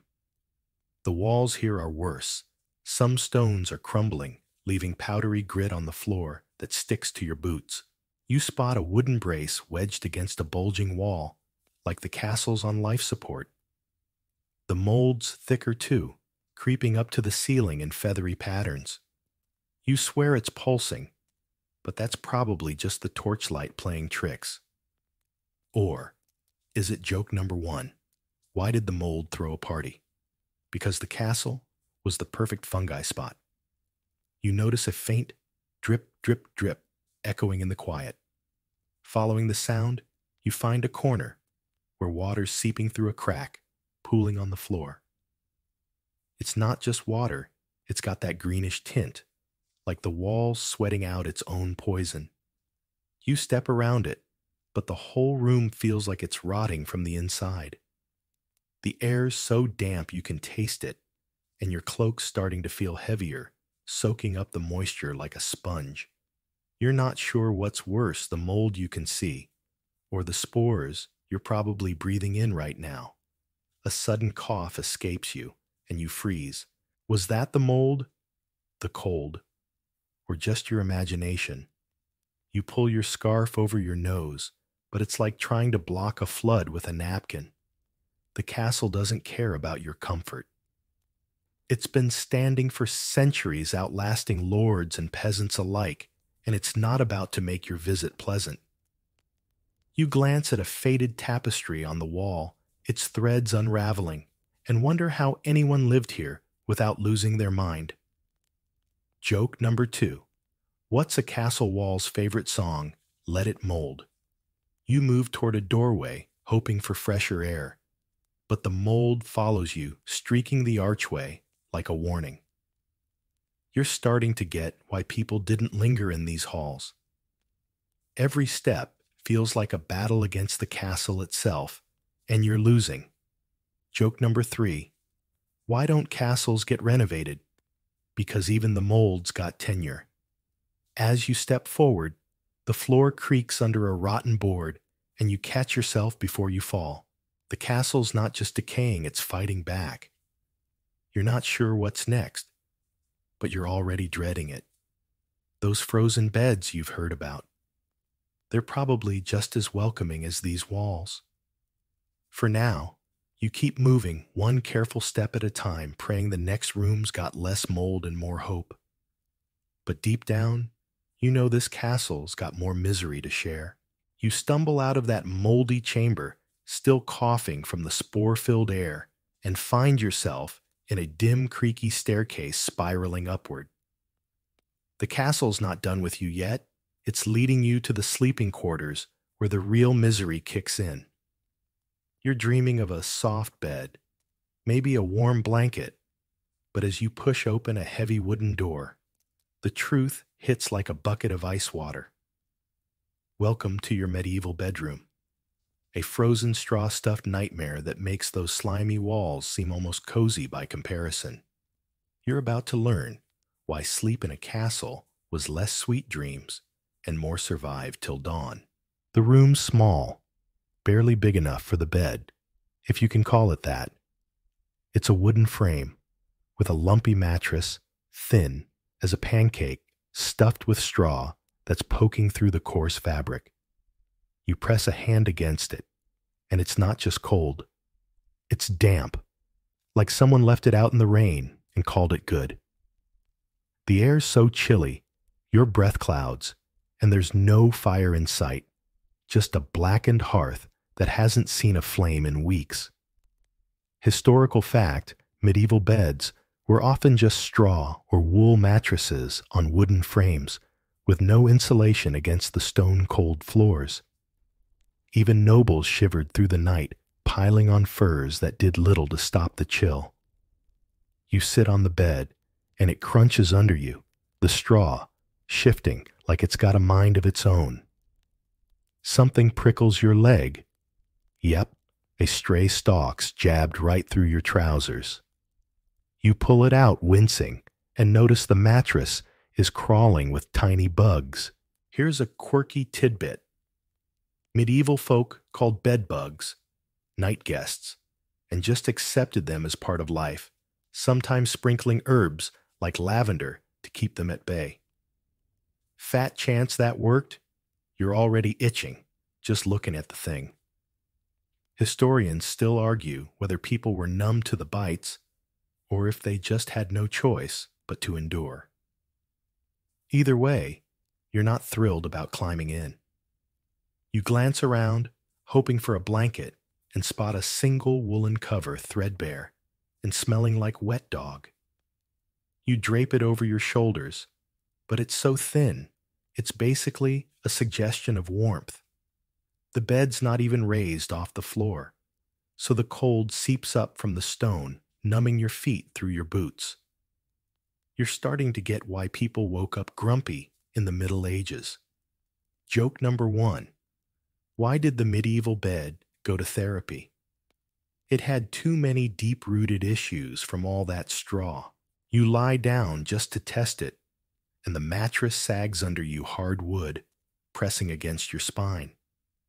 The straw's not just damp, it's frozen in places, crackling as you shift. You're pretty sure you're lying on a block of ice disguised as a bed. The pillow, if you can call it that, is a lumpy sack of feathers that smells like it was plucked from a very unhappy bird. You turn your head, and a feather pokes your cheek sharp as a needle. Sleep. More like a wrestling match with discomfort. You're already missing that moldy corridor, and that's saying something. The room's not helping. The walls are bare stone, no tapestries to soften the cold, and a tiny window slit lets in a draft that cuts like a knife. You can hear the wind howling outside, sneaking through the gap to remind you who's boss. You pull the blanket tighter, but it's like wrapping yourself in a cobweb. Your teeth are chattering now, and you're wondering how anyone got any rest here. Joke number 2. What's a medieval bed's favorite lullaby? Frosty the Snowman, on repeat.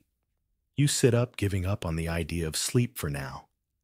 The bed's not just a torture device, it's a health risk. Damp straw could rot your lungs, and those bugs are probably throwing a party under the covers. You remember those moldy walls from earlier. Seems the castle's got a theme. Everything's wet cold and out to get you. A faint scuttle in the straw makes you jump. Probably another night guest checking you out. Joke number 3. Why don't medieval beds get lonely? Because they've always got bugs to keep them company. You stand rubbing your arms for warmth and head for the door. There's no way you're sleeping here, not without a fire, a better blanket, or a serious dose of medieval denial. The castle's got more tricks up its sleeve, though those drafty halls are calling, and they're not exactly a warm welcome. For now, you're just glad to leave this frozen bed behind, even if it means facing whatever fresh misery's next. You slip out of that icy bedroom, still shuddering from the thought of those bug-infested frozen sheets, and step into a long, shadowy corridor. The air hits you like a slap-sharp cold and relentless. A howling draft races through the hall, whistling past you like it's got somewhere better to be. You pull your cloak tighter, but it's no match for this wind tunnel.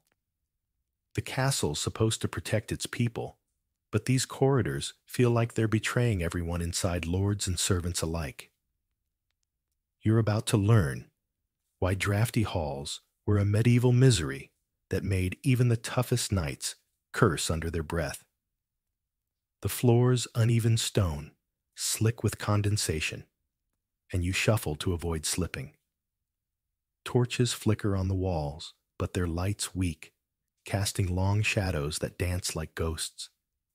The wind's coming from everywhere, cracks in the walls, gaps under doors, and those infamous window slits that are more hole than window. You feel the breeze snake under your collar, chilling your neck, and you're starting to think this castle's got a personal grudge.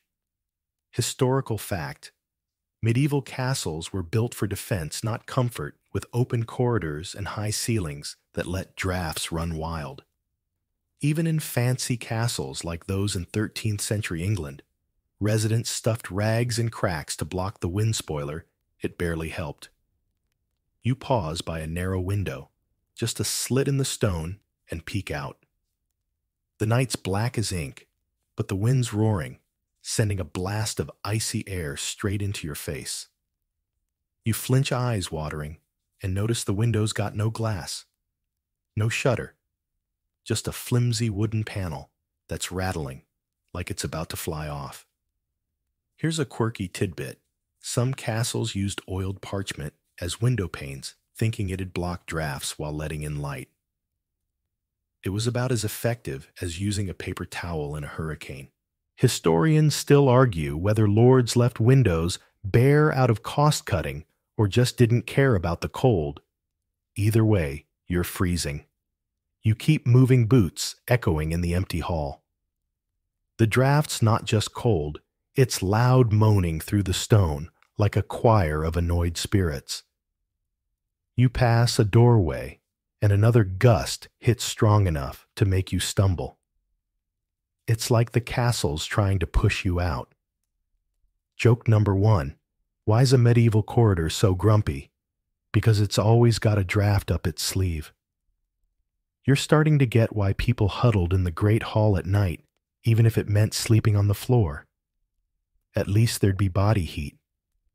The walls here are no better than before, still damp, still moldy, like those oozing stones you touched earlier. The draft's stirring up the musty smell, and you're half convinced it's blowing mold spores right into your lungs. You pull your scarf over your nose, but it's like trying to filter a swamp. A wooden beam overhead creaks, swaying slightly in the wind, and you duck, heart racing. This place isn't just uncomfortable, it feels like it could collapse on you. You're not sure if you're more scared of the drafts or the castle itself. You reach a wider section of the corridor, maybe leading to the Lord's chambers, but it's no less windy.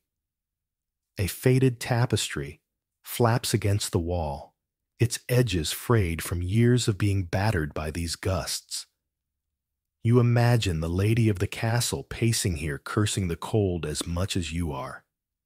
Joke number 2. What's a castle draft's favorite dance? The chilly waltz, and you're its unwilling partner.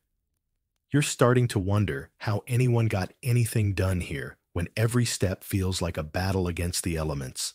The corridor curves, and you spot a small alcove with a bench probably for guards to rest. You sit for a second, hoping to escape the wind, but the draft finds you sneaking through a crack in the wall. Your fingers are numb now, and your cloak's doing nothing but flapping like a sad flag. You remember that frozen bed from before, at least it was still.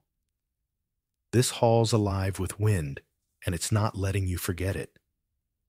Joke number 3. Why don't drafts ever leave castles? They're too busy chilling with their stone-cold friends. You stand teeth chattering and keep moving. The corridor's leading somewhere, maybe a warmer room, maybe just more misery. The castle's not giving you any hints, just more wind, more cold, and more reasons to regret ever stepping inside. Those smoky hearths you've heard about are starting to sound good, even if they come with their own problems. For now, you brace yourself and trudge on, hoping the next turn brings something better than this howling, drafty nightmare. You escape the howling corridor, your ears still ringing from those relentless drafts, and stumble into a cavernous room with a high vaulted ceiling. It's the Great Hall, or so you hope, because there's a hearth at the far end glowing faintly. You hurry toward it, dreaming of warmth, but as you get closer, disappointment sinks in. The fire's pathetic, a few smoldering logs spitting more smoke than heat. You huddle by it anyway, hands outstretched, only to realize this hearth's no match for the castle's bone-deep chill. You're about to learn why medieval fires were a sad joke, offering little comfort against the stone-cold reality surrounding you. The hearth's built into a massive stone wall, blackened from years of use, but the fire's barely alive, coughing up gray smoke that stings your eyes. You toss on a log from a nearby pile, hoping for a blaze, but it's damp hissing like an angry cat.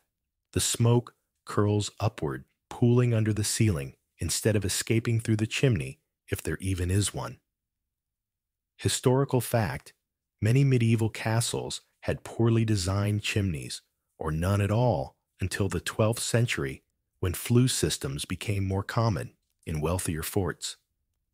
Until then, smoke just lingered, turning rooms into hazy, cough-filled traps. You're already choking, and the fire's doing nothing to warm your numb fingers. You crouch closer, desperate for any heat, but the stone floor's sucking warmth from your knees. The fire's warmth doesn't reach more than a foot, and the rest of the hall feels like a freezer. Here's a quirky tidbit. Some castle folk believed sitting in smoke cleansed the soul, so they'd huddle in the haze, thinking it warded off evil. Spoiler, it just gave them lung problems. Historians still argue whether this was spiritual devotion or just making the best of a bad situation. Either way, you're not feeling purified, just irritated and cold.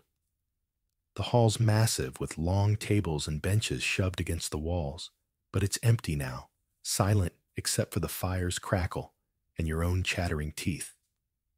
You glance up, noticing the high windows, more slits, letting in drafts that swirl the smoke around you. The fire's supposed to be the heart of the castle, but it's more like a wheezy old man barely hanging on. Joke number 1. Why's the castle fire so lazy? Because it's always on its last ember. You're starting to get why people piled into this room at night, despite the smoke. It's still better than those frozen beds you left behind. You poke at the fire with a stick, hoping to coax out some flames, but the logs just smolder, mocking you. The smoke's thicker now, creeping into your throat, and you're coughing, like you've inhaled a cloud of medieval regret. You remember those moldy walls. From earlier seems the castle's got a knack for making every solution a new problem. The hearth's warmth is a lie, and the smoke's turning this hall into a hazy dungeon. You wave a hand to clear the air, but it's like trying to shoo a fog.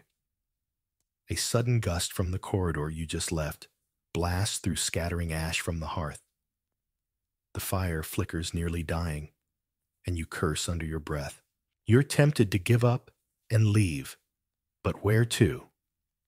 Back to the drafty halls, the bug-infested beds. You stay put, rubbing your hands together, and notice a pile of rushes on the floor, dried reeds meant to insulate the room. They're damp, of course, and smell like they've been here since the last king's coronation. Joke number 2. What's a medieval hearth's favorite hobby? Smoking out its guests. You stand pacing to keep warm and spot a tapestry near the hearth, singed at the edges from stray sparks. It's supposed to be grand, but it's just another reminder of this castle's decay. The fire's not your friend, and the hall's not much better, cold, smoky, and miserable. You're starting to wonder how anyone survived winters here without losing their mind. Joke number 3. Why don't castle fires ever get promoted? They keep getting snuffed out by the boss, aka the draft. You turn away from the hearth, eyes watering from the smoke, and head toward a side door. Maybe there's a room that's actually livable, though you're not holding your breath literally or figuratively. The castle's got more misery in store, and those overflowing latrines you've heard about are probably next. For now, you leave the smoky hall behind, still cold, still coughing, and still wishing you'd packed a better cloak. You stagger out of the smoky great hall, eyes still stinging from that useless fire, and follow a narrow passage that smells suspiciously worse than anything you've encountered so far. The air's thick, heavy, with a stench that's less medieval charm, and more something died, and nobody cared. You round a corner and find the source, a latrine, or what passes for one in this castle, a shallow stone chute carved into the wall, reeking like a nightmare you can't wake up from. You're about to discover why medieval sanitation was a cruel joke, turning even the grandest castles into cesspools of misery. The latrine's a grim setup, a wooden seat, splintered and worn, perched over a hole that drops into darkness. You lean forward, big mistake, and the smell hits like a punch, a mix of human waste rot and something you don't want to name. You gag stepping back, but the odor clings to you like a bad decision. Historical fact. Medieval castle latrines, often called garderobes, were built into outer walls, with waste falling into moats or pits below. In theory, it was clever.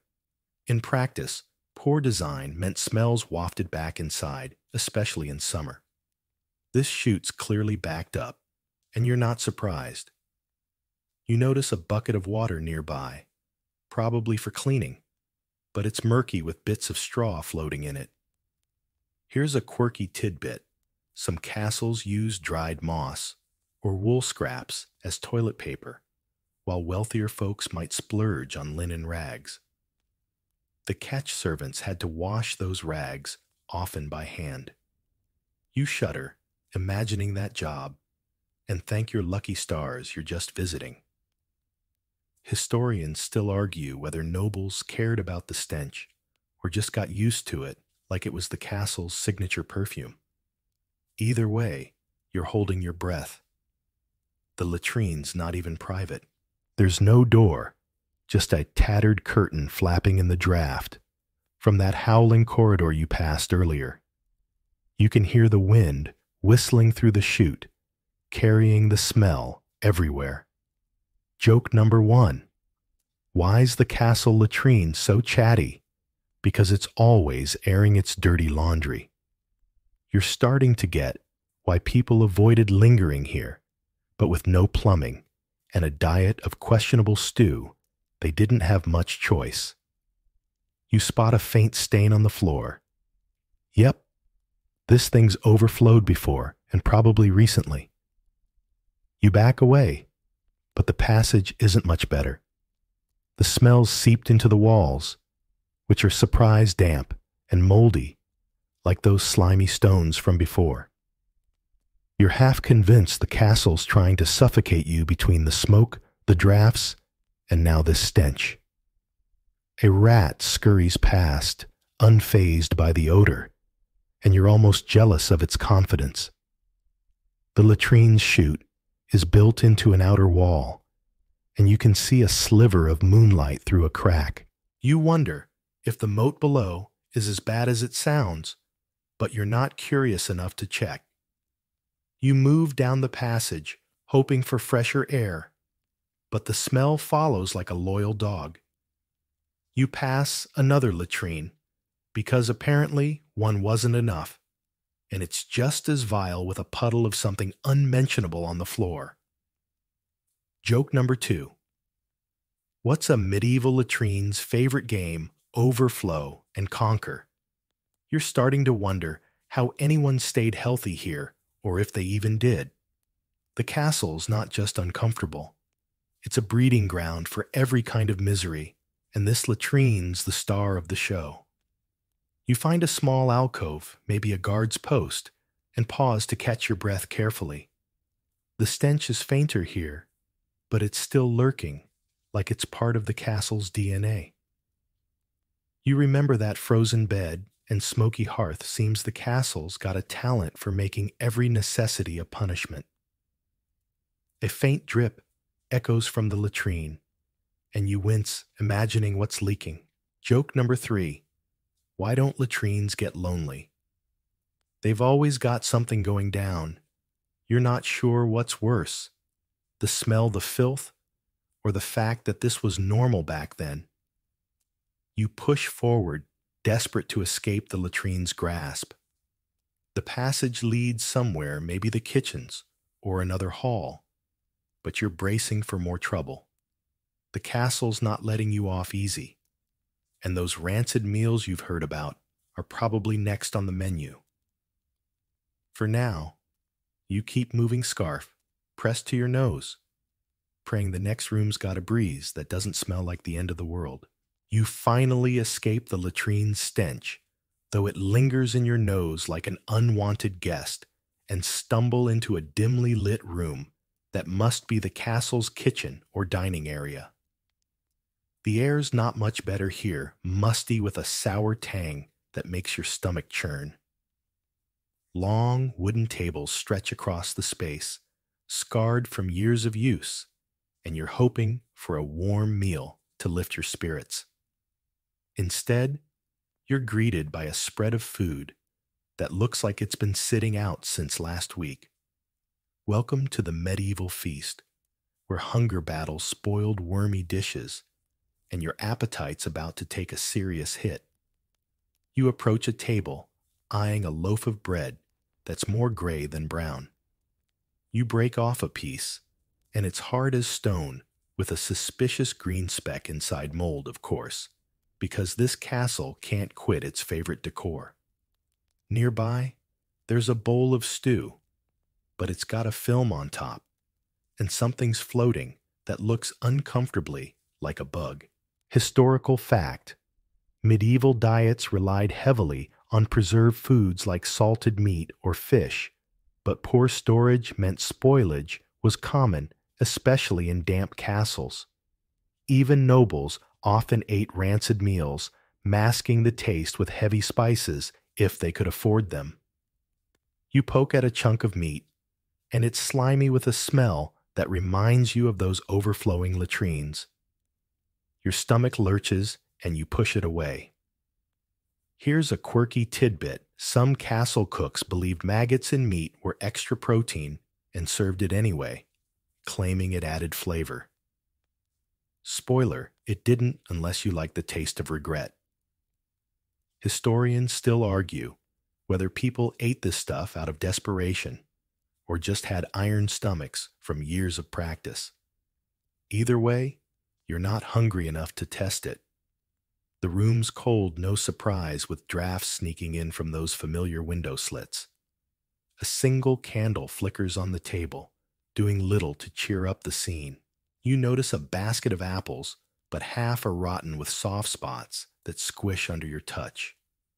You're starting to get why medieval folk drank so much ale. It was probably safer than the food or water. Joke number 1. Why's the castle kitchen so moody? Because it's always cooking up trouble. You're half tempted to skip dinner and take your chances with hunger. You wander to a corner where a servant's left a tray of cheese, but it's sweating with a crusty rind that looks like it's planning its own escape. You remember that smoky hearth from earlier, at least it was warm, sort of. This kitchen's just a different kind of misery-trading smoke for spoilage. A faint scuttle under the table makes you jump, yep, a rat eyeing the same bread you rejected. You're not sure who's got the better deal here. The rat looks confident, and you're just trying not to gag. You spot a jug of ale and pour a sip, hoping for relief. It's flat sour and barely drinkable, but it's probably the safest thing here. The table's littered with crumbs and stains, proof that meals in this castle were more survival than celebration. Joke number 2. What's a medieval feast's favorite guest? The rat, because it's got no standards. You're starting to wonder how anyone kept their strength for battle or work. when their diet was this grim. Maybe they just ran on sheer stubbornness. You push away from the table, appetite gone, and notice a doorway leading out. The kitchen's not just a health hazard, it's a morale crusher. You think back to those moldy walls and frozen beds. Seems the castle's got a knack for turning every necessity into a test of endurance. A faint whiff of the latrine drifts in, because of course it does, and you're ready to move on. Joke number 3. Why's the castle food so unpopular? Because even the worms give it a bad review. You head for the door, stomach rumbling, but not desperate enough to eat what's on offer. The castle's got more misery waiting, probably those rat-infested corners you've been dreading. For now, you're just glad to leave this rancid feast behind, hoping the next room's got something that doesn't make you want to swear off food forever. You take a last glance at the table, and the rat's now nibbling that moldy bread. Good for it. You're out. You leave the rancid kitchen, behind the sour taste of that awful ale still lingering on your tongue, and step into a dark, musty corridor that feels eerily alive. The air's damp, the walls are, you guessed it, slimy with mold, and then you hear it, a faint, rapid scuttle in the shadows. Your torch flickers, revealing a pair of beady eyes glinting back at you. Rats. Dozens of them may be darting along the floor, skittering up the walls, turning this castle into their personal playground. You're about to learn why vermin ruled the night in medieval strongholds, making every corner a creepy, crawly nightmare. You freeze heart-pounding as a rat the size of a small cat scurries past, brushing your boot. It's not scared of you, why would it be? This is their turf. The floor's littered with their droppings, tiny black pellets that crunch underfoot, and you're trying not to think about what's in the air you're breathing. Historical fact, medieval castles were rat magnets thanks to poor sanitation and abundant food scraps. By the 14th century, rats weren't just a nuisance, they spread diseases like the plague, though people didn't fully understand the link until much later. You're suddenly very aware of every itch on your skin. You take a cautious step, and the scuttling intensifies like the rats are holding a midnight rally. A pile of straw in the corner rustles, and you swear something's nesting in there. Here's a quirky tidbit. Some castle folk kept cats to hunt rats, but others believed rats were spirits of the castle, bad luck to kill. So they'd leave out scraps, as offerings, basically bribing the vermin to stay friendly. Spoiler, it didn't work. Historians still argue whether this was superstition or just a desperate attempt to coexist. Either way, you're not feeling diplomatic, you just want these rats gone. The corridor's narrow, forcing you to stay close to the walls, which is the last place you want to be. You spot claw marks scratched into the moldy stone, proof the rats have been here longer than you. A sudden squeak makes you jump, and you swing your torch, catching a glimpse of a rat gnawing on something that looks like that moldy bread from the kitchen. Joke number 1. Why's the castle rat so bold? Because it's got a lease on the whole place. You're starting to get why people slept with one eye open here. You move forward, trying to ignore the skittering, but it's like the rats are following you, their tiny claws tapping out a creepy rhythm. The torchlight catches a hole in the wall, just big enough for a rat to slip through, and you're sure there's a whole colony behind it. You remember that frozen bed from earlier. Those night guests in the straw weren't just bugs. Rats probably crashed that party too. The thought makes your skin crawl, and you're tempted to bolt. But where to? The smoky hall. The stinking latrine. This castle's a maze of misery, and the rats are its real lords. A sudden thud startles you. A wooden beam. Overhead shifts dropping dust. And oh great a rat that lands a foot away. It stares at you unimpressed, then darts off. You're not sure if you're more scared or annoyed. Joke number 2. What's a medieval rat's favorite sport? Scurry and conquer. You're starting to wonder how anyone got any rest here, with these vermin running the night shift. The corridor's getting darker, the torch burning low, and every shadow feels like another rat waiting to pounce. You reach a wider section, maybe a storage room, and the rat party's in full swing. Sacks of grain are chewed open, spilling onto the floor, and the rats are feasting like it's a buffet. You spot one dragging a chunk of that rancid cheese from the kitchen. Guess they're not picky. Joke number 3. Why don't rats leave castles? They've got all you can eat and no rent. You're half tempted to admire their hustle, but mostly you just want out. The air's thick with the smell of mold and rat musk, and you're pretty sure you'll never feel clean again. You spot a doorway and hurry toward it, careful not to step on any furry locals. The rats don't care, they're too busy ruling their kingdom. The castle's not just falling apart. It's been colonized, and you're the outsider. Those damp clothes you've heard about are probably next, and you're not looking forward to it. For now, you keep moving torch raised, praying the next room's got fewer claws and less attitude. You bolt from the rat-infested corridor, their skittering claws still echoing in your ears, and stumble into a cramped chamber that smells like a mix of wet wool and despair. This must be where the castle's inhabitants kept their clothes, or tried to give in the dampness seeping from every corner. You spot a wooden chest, its lid warped from moisture, and a pile of folded garments that look more like soggy rags than fashion. You're about to learn why medieval clothing was less about style and more about surviving a daily torture of damp, heavy woolens that clung to your body like a second miserable skin. You open the chest, and a musty puff of air hits you, carrying that familiar moldy tang from those oozing walls you touched ages ago. Inside, there's a tunic, a cloak, and some hose, all made of coarse wool, that soaked up the castle's eternal dampness.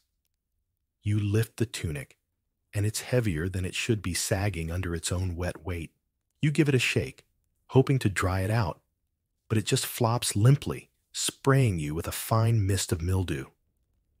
Historical fact: medieval clothing, especially for commoners, was often wool or linen, unwashed for weeks due to scarce water and soap. In castles, the constant damp made drying clothes nearly impossible, leaving everyone in perpetually soggy layers. You try on the cloak, because your own is barely keeping you warm, but it's like wrapping yourself in a wet dog. The wool's rough, scratching your neck, and it smells like it's been stored in that overflowing latrine. Here's a quirky tidbit. Some castle folk believed wearing damp clothes toughened the spirit, claiming it built character. Spoiler: it mostly built rashes and chills. Historians still argue whether this was stoic nonsense or just a way to cope with no better options. Either way, you're already itching, and the cloak's making you colder, not warmer. You glance around, hoping for a fire to dry this mess, but the room's bare, except for a single candle dripping wax onto the floor. The stone walls are slick, no surprise, and a draft from those howling corridors sneaks in, chilling the damp fabric against your skin. You're starting to get why medieval portraits show everyone looking grumpy. Try smiling when your clothes feel like a soggy blanket. Joke number 1. Why is medieval fashion so clingy? Because it's got commitment issues. You're tempted to ditch the cloak, but it's better than nothing barely. You dig deeper into the chest, finding a pair of boots, but they're cracked and damp inside, with soles so thin you'd feel every pebble.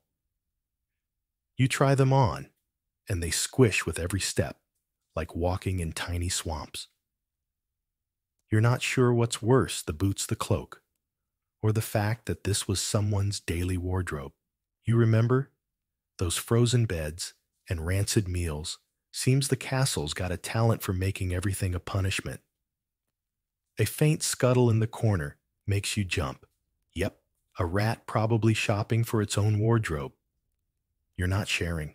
You notice a belt leather, but moldy, and a linen shirt that's more holes than fabric. You hold it up, and it tears in your hands, crumbling like wet paper. The castle's not just uncomfortable, it's actively trying to break you. Joke number 2. What's a medieval shirt's life goal? To fall apart at the worst moment. You're starting to wonder how anyone got dressed without crying, let alone fought battles in this gear. The damp's seeping into your bones now, and the clothes are making it worse. Like wearing a portable rain cloud. You toss the shirt aside and spot a hood, but it's so soggy it droops over your eyes, blocking what little light there is. You're half laughing, half shivering, imagining the lord of this castle strutting around in this mess, pretending to be majestic. Joke number 3. Why's the castle wardrobe so sad? It's always got the blues and the greens, thanks to mold. You're ready to burn these clothes for warmth, but they're too wet to catch fire. The room's getting colder, and you're dreading what's next. Probably those drafty windows you've heard about. You shove the clothes back in the chest, slamming it shut, and head for the door. The damp wool's still clinging to you, a reminder that this castle doesn't let you escape its misery.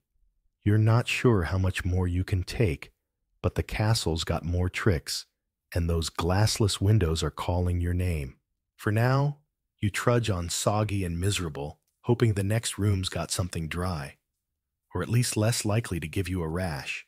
You shuffle out of the damp wardrobe room, still itching from that soggy cloak, and find yourself in a high-ceilinged chamber that feels colder than anywhere else in this wretched castle. The culprit's obvious, a row of narrow glassless window slits carved into the stone walls, letting in moonlight frost and a biting wind that cuts through you like a blade. You're hoping for a cozy view, but these windows are traitors inviting every ounce of winter's wrath while blocking out any hope of warmth or light. You're about to learn why medieval windows were less about aesthetics and more about making you curse the day you entered this place. You step closer to one of the slits barely a foot wide, and the wind howls through, stinging your face like a swarm of tiny needles. You squint outside, but it's pitch black, the world beyond swallowed by night. The windows got no glass, no shutter, just a flimsy wooden panel that's warped and useless, flapping in the gusts. Historical fact: glass windows were rare in medieval castles before the 14th century, reserved for the ultra-wealthy. Most made do with open slits or parchment coverings, which did nothing to stop the cold, but let in just enough light to remind you how miserable you were. You're shivering already, and the draft's only getting started. You reach out to steady the panel, but it's slick with frost, and your fingers stick for a heart-stopping second. You yank them back, rubbing them together, but the cold's already sunk into your bones. Here's a quirky tidbit. Some castle folk stuff straw or rags into window slits to block drafts, believing it sealed the spirits as much as the wind. Spoiler: it just made the room smell like that moldy straw from those frozen beds you tried to sleep in. Historians still argue whether this was practical desperation or another layer of medieval superstition. Either way, you're not feeling spiritual, just frozen. The room's supposed to be grand, maybe a lord's study, but it's a frigid cave. The windows let in slivers of moonlight, but they're too narrow to brighten anything casting long, creepy shadows instead. You spot a desk, its wood warped from years of damp, and a candle that's gone out, probably snuffed by the same wind that's tormenting you. Joke number 1. Why's a castle window so rude? It's always giving you the cold shoulder. You're starting to get why people drape tapestries everywhere, anything to block these icy blasts. You move to another window, hoping for a better view, but it's just as bad. The wind's stronger here, whistling like it's mocking you, and you notice ice crystals forming on the stone sill. Your breath clouds in the air, and your soggy clothes from that wardrobe disaster are starting to feel like armor made of frost. You remember those rats from earlier. At least they've got the sense to hide in warmer corners. You're half tempted to follow their lead, but this castle's not exactly full of cozy spots. The draft's relentless, and you're losing feeling in your toes. You try to close the wooden panel, but it's stuck swollen from the damp. You give it a shove, and a chunk of rotten wood breaks off in your hand. Great. Now the window's even more open, and the wind's celebrating with an extra cold gust. Joke number 2. What's a medieval window's favorite trick? Letting in the chill and keeping out the thrill. You're starting to wonder how anyone thought these slits were a good idea. Sure, they're great for shooting arrows, but terrible for, living. You back away, huddling in a corner where the draft's slightly weaker, but it's like hiding from a blizzard in a tent. The room's stone walls are slick with condensation, and you're pretty sure you're standing in a puddle. You think back to that smoky hearth, useless. As it was better than this. The castle's got a knack for making every room a fresh kind of torture. Joke number 3. Why don't castle windows get lonely? They've always got the wind to keep them company. You spot a door across the room and make a break for it, desperate for anywhere less arctic. The castle's not done with you, though those overworked servants you've heard about are probably next, and you're not sure you're ready for their brand of misery. For now, you hurry out, teeth chattering, praying the next room's got a fire, or at least a wall that doesn't feel like an icebox. You flee the icy grip of those glassless windows, your breath still fogging in the frigid air, and stumble into a bustling lower hall where the castle's servants scurry like ants under a magnifying glass.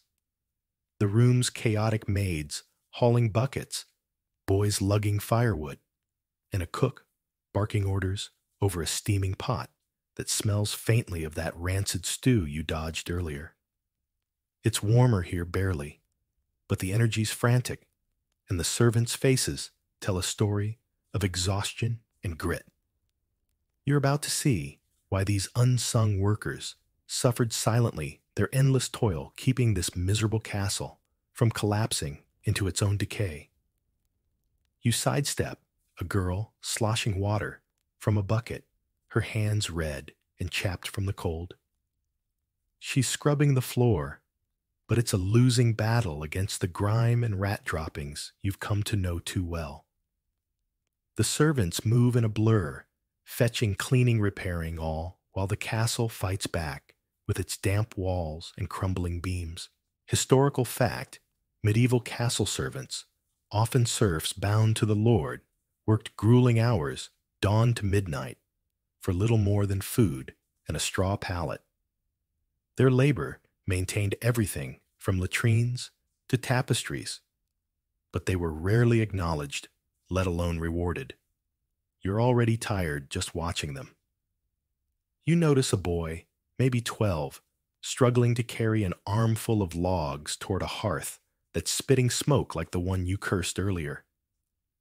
He trips, dropping a log, and a gruff voice snaps at him to hurry up. Here's a quirky tidbit: some servants were paid in broken meats, leftover scraps from the Lord's table, often spoiled like that wormy feast you saw. They'd eat it anyway, or trade it for favors like a medieval black market for moldy bread. Historians still argue whether this was exploitation or just the grim reality of a cash-poor system. Either way, you're glad you're not eating tonight. You follow the boy to the hearth, where he's stacking wood, with hands already blistered. The fire's weak, no surprise, and the smoke's curling into the room, making everyone cough. You're starting to get why these servants look so worn. The castle's a machine that chews them up. Joke number 1. Why's the castle servant so fast? Because the work never stops chasing them. You spot a woman mending a tapestry, her fingers nimble but trembling from the cold. She's working by candlelight, squinting at stitches in fabric that's half rotted like everything else here. The hall's crowded, but not with warmth or cheer. Servants weave around each other, dodging spills, and curses their clothes as damp and tattered as those soggy woolens you tried on. You remember those overflowing latrines. Guess who's cleaning them? Probably the poor soul in the corner, hauling a bucket that sloshes with something you don't want to identify. The air's thick with sweat smoke and that ever-present moldy tang.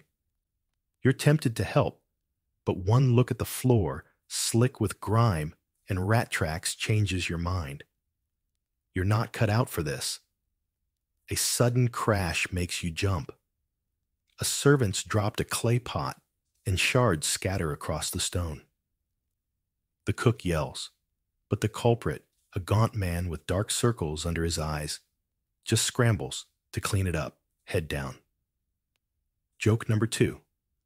What's a castle servant's worst nightmare? A break that doesn't involve sleep. You're starting to wonder how they kept going day after day in a place that punishes every effort. The castle's not just falling apart, it's dragging everyone down with it. And these servants are the only thing holding it together. You move toward a doorway, weaving through the chaos, and catch a glimpse of a girl braiding rushes for the floor damp, of course, like everything in this castle. She's humming maybe to keep herself sane, but her hands are cracked and bleeding. You think back to those frozen beds and drafty windows. Seems the servants got the worst of it, all sleeping in corners and wearing whatever scraps they could find. Joke number 3.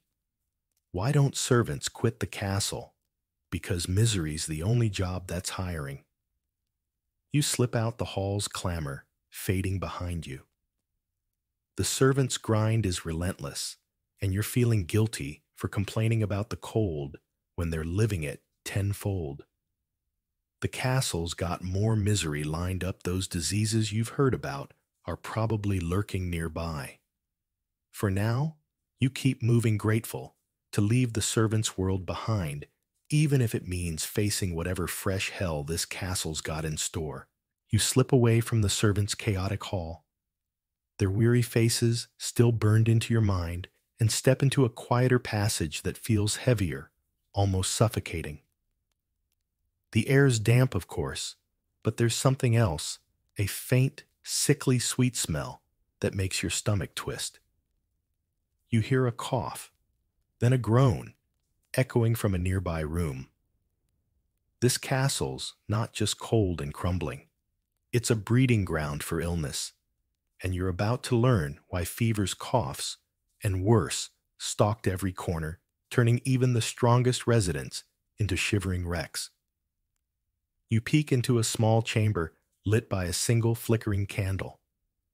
A woman lies on a straw pallet, her face pale and slick with sweat, coughing so hard it shakes her frail frame. A boy kneels beside her, dabbing her forehead with a rag that's probably dirtier than the floor. The room's crowded 3 other pallets, all occupied by people wheezing or moaning, their breath clouding in the chilly air.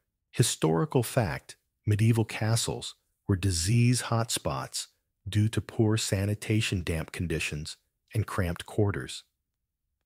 Common ailments like tuberculosis and dysentery spread fast, killing thousands before germ theory was even a concept. You're suddenly very aware of your own breathing. You step back, covering your nose with your scarf, but the smell follows sweat sickness and that moldy tang from those oozing walls you can't escape. Here's a quirky tidbit. Some castle healers used cure-alls like onion broth or even spider webs to treat fevers, believing they'd draw out evil humors. Spoiler, it mostly made patients smell worse while they suffered. Historians still argue whether these remedies were blind faith or just desperate shots in the dark. Either way, you're not volunteering for a taste test. The passage feels tighter now, like the castle's closing in. You hear another cough this time from behind you and spin to see a servant shuffling past, his face gaunt and eyes red. He's probably carrying whatever's plaguing that room, and you're not keen on catching it. Joke number 1. Why's the castle so sneezy? Because it's got a chronic case of the chills. You're starting to get why people prayed more than they bathed. Sickness was everywhere, and clean water was a fantasy, unlike that rancid ale you choked down. You move on, passing a doorway, where a monk's muttering prayers over a man who's shivering under a thin blanket. The monk's got a pouch of herbs, probably that lavender you heard about for bedbugs, but it's not doing much for the fever. You remember those overflowing latrines. No wonder disease thrived here, with waste seeping into everything. The walls are slick as always, and you're pretty sure the damp's feeding whatever's making these people sick. You're tempted to hold your breath, but that's not sustainable, and the scarf's not much help. A sudden hacking cough stops you cold. It's a girl leaning against the wall, her hands clutching her chest. She looks at you, eyes glassy, and you back away feeling guilty, but not brave enough to help. The castle's a death trap, and you're just a visitor, not a hero. Joke number 2. What's a medieval illness's favorite hangout? Any room with a draft and a crowd. You're starting to wonder how anyone survived here, or if survival was just luck and a strong stomach. The air's thick with misery, and you're itching to get out. You spot a staircase leading up, maybe to fresher air, but the groans follow you, mixing with the drip of water from the ceiling. The castle's not just uncomfortable, it's a petri dish, and you're walking through it. You think back to those frozen beds and smoky hearths. Seems everything here, from sleep to warmth, comes with a side of suffering. Joke number 3. Why don't castle diseases retire? They've got too many hosts to haunt. You're not sure what's worse, the sickness you can see or the germs you can't. You hurry toward the stairs, desperate for a break from the coughing and the stench. The castle's got more misery waiting. Those sieges you've heard about are probably next, and you're not looking forward to starvation. For now, you keep moving scarf pressed to your face, praying the next room's got cleaner air, or at least fewer people coughing in it. You glance back at the sick room, and the candle's gone out, leaving it in darkness. You don't linger. You climb the creaky staircase, the echoes of coughs and groans, fading but not forgotten, and emerge into a high tower room with thick stone walls that feel like a fortress within a fortress. The air's still cold, but it's quieter here, almost too quiet, until you hear a distant shout from outside. You peer through a narrow window, slit, those glassless traders again, and see torches flickering in the dark, circling the castle. A siege is underway, and you're trapped inside, about to learn why starvation and desperation turned these stone walls into a prison where survival meant eating the unthinkable. The room's sparse, just a wooden bench and a rusty sword propped in a corner. but it's got a clear view of the chaos below. The enemy's out there cutting off supplies, and you can feel the tension in the castle's bones. Your stomach's already rumbling, thanks to that rancid feast you skipped, and now you're facing days, maybe weeks without food. Historical fact: medieval sieges could last months, with castles like Kenilworth in 1266 holding out for 6 months before surrender. Defenders often ate stored grain or livestock, but when those ran out, desperation led to rats' horses or worse. You're hoping it doesn't come to that, but the castle's not optimistic. You notice a sack in the corner, half empty, with a few moldy crusts spilling out. That's probably the last of the bread, and it's not looking edible, not that it ever did. Here's a quirky tidbit. During some sieges, people boiled leather belts or shoes into a grim soup, believing it'd keep them alive. Spoiler, it mostly caused stomach cramps and despair. Historians still argue whether this was sheer survival instinct or a sign of collective madness under pressure. Either way, you're not hungry enough to try leather yet, but the thought's creeping in. You pace the room, the cold stone sucking warmth from your boots. The siege feels personal, like the castle's testing you again, just like those frozen beds and stinking latrines. You hear a faint clatter below, probably servants rationing the last scraps, or maybe those rats you met earlier stealing their share. Joke number 1.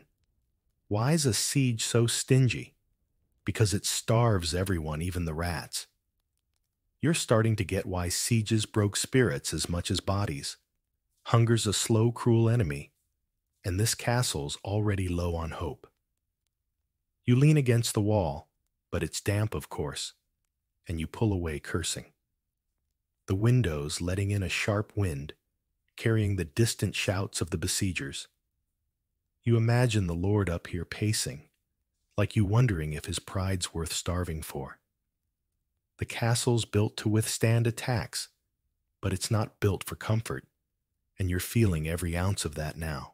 Your stomach growls again, and you think back to that wormy stew. Maybe it wasn't that bad.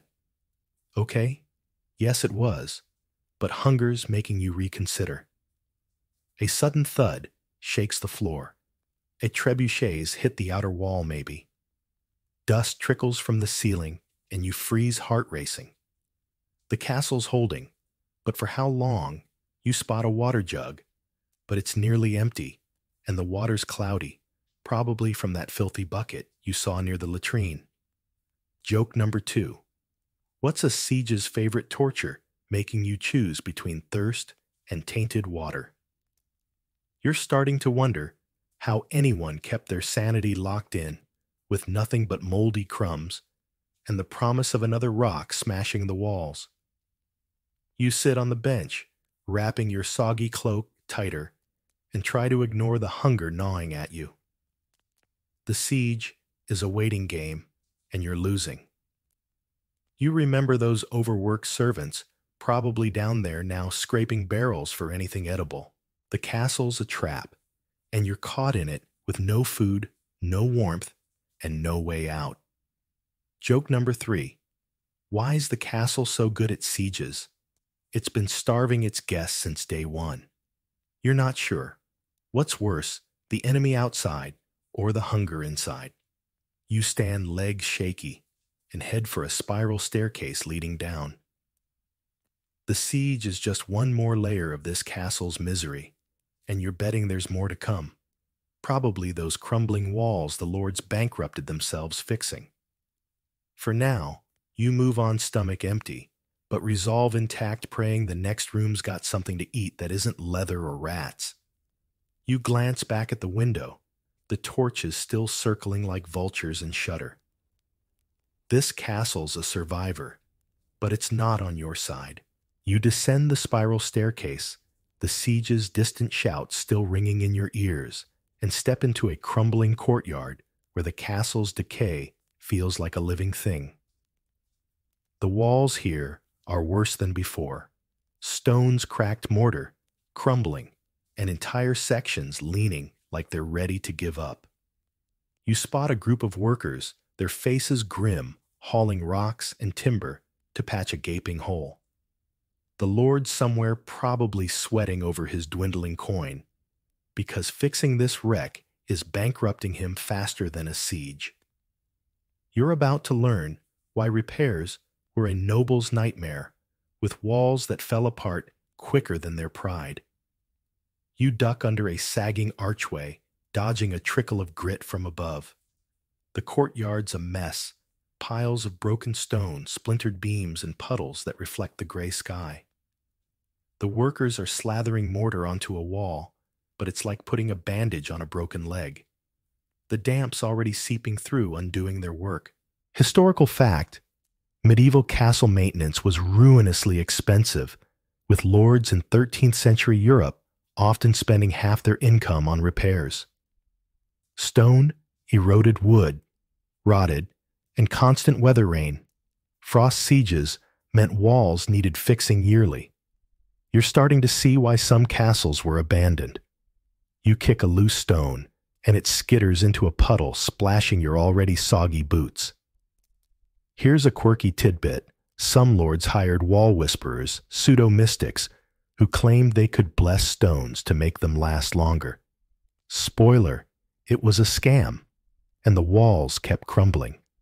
Historians still argue whether lords fell for this out of desperation, or just liked the theatrics. Either way, you're not buying it. You can see the cracks widening, and no amount of chanting's fixing that. The workers glance at you exhausted, probably wishing they were anywhere else. The air's heavy, with the smell of wet earth and mold, that old friend from those oozing walls you touched way back. A sudden groan echoes, a wooden scaffold shifts, and a worker scrambles to brace it. You flinch, half expecting the whole wall to collapse. Joke number 1. Why's the castle wall so dramatic? It's always falling for the rain. You're starting to get why lords went broke.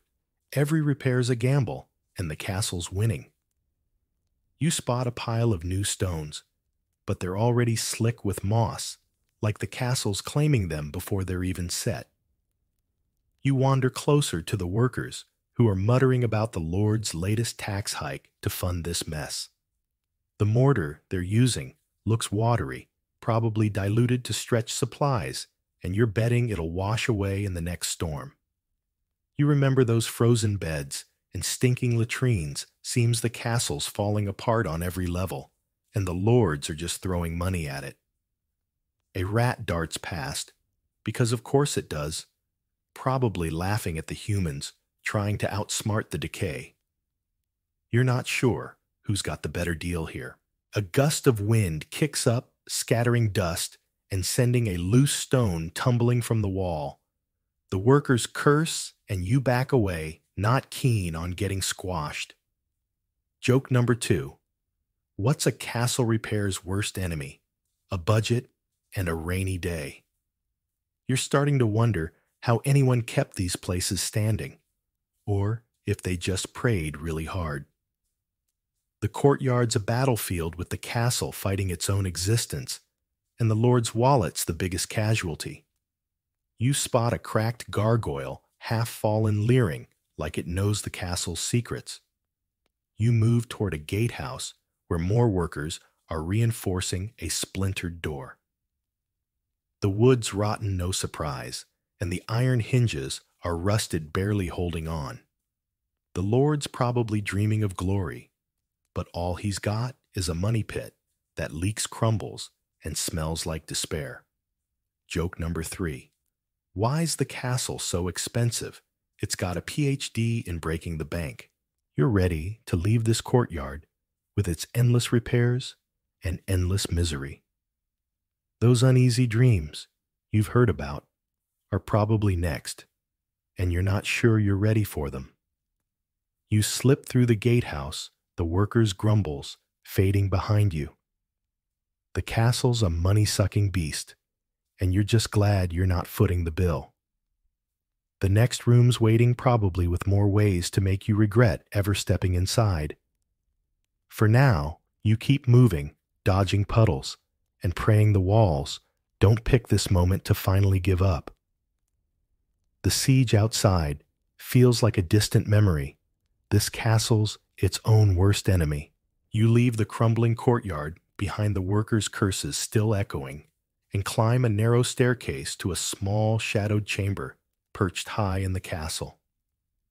The air's quieter here, but no less cold, and the damp walls, still moldy, still miserable, seem to press in closer. A straw pallet lies in the corner, barely a bed, and a single candle flickers, casting long shadows that dance like the ghosts of this castle's many miseries.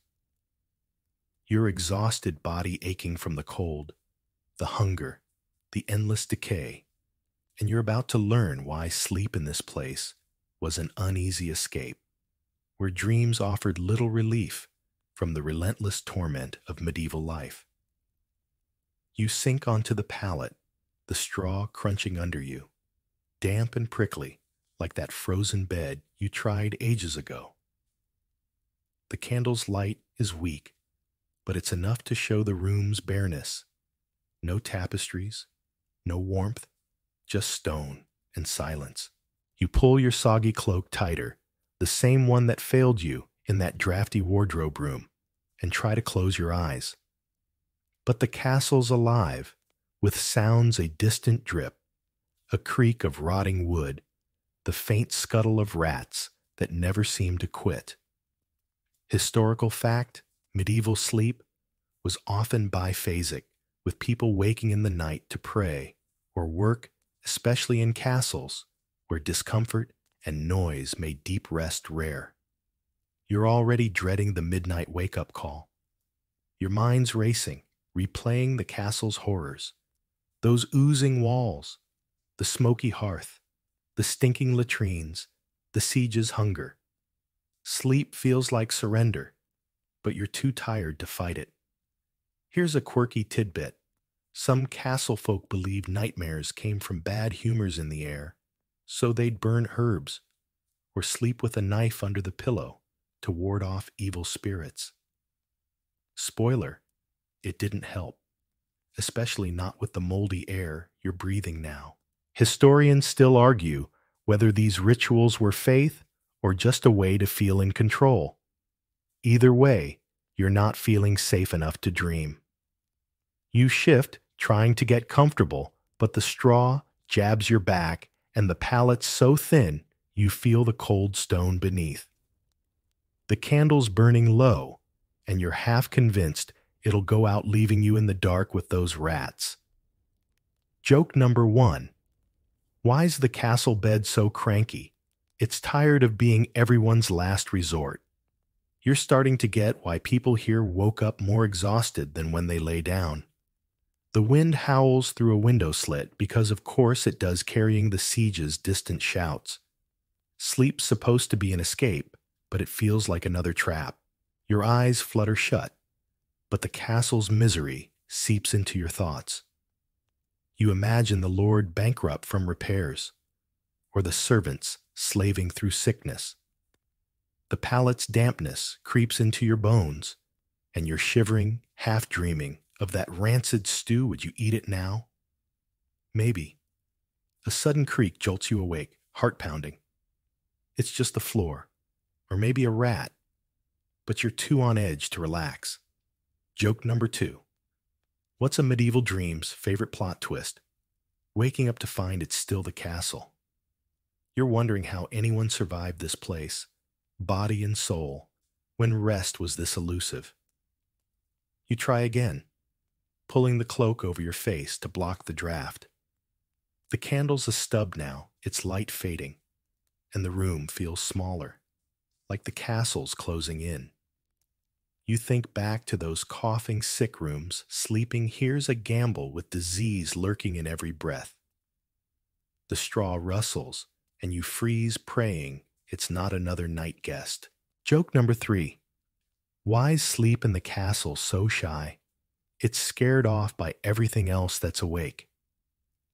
You're not sure if you'll dream of escape or just relive this nightmare, but you're too worn out to care. You drift finally into a shallow, uneasy sleep, the castle's weight pressing on you. The world softens sounds, fading to a low hum, like a fan left running in some far-off room. The cold's still there, but it's distant now, a dull ache instead of a stab. You're floating almost free, the siege and rats and mold blurring into shadows. Let the stone walls stand or crumble. You're slipping deeper breath, slowing the candle's last flicker, a gentle goodbye.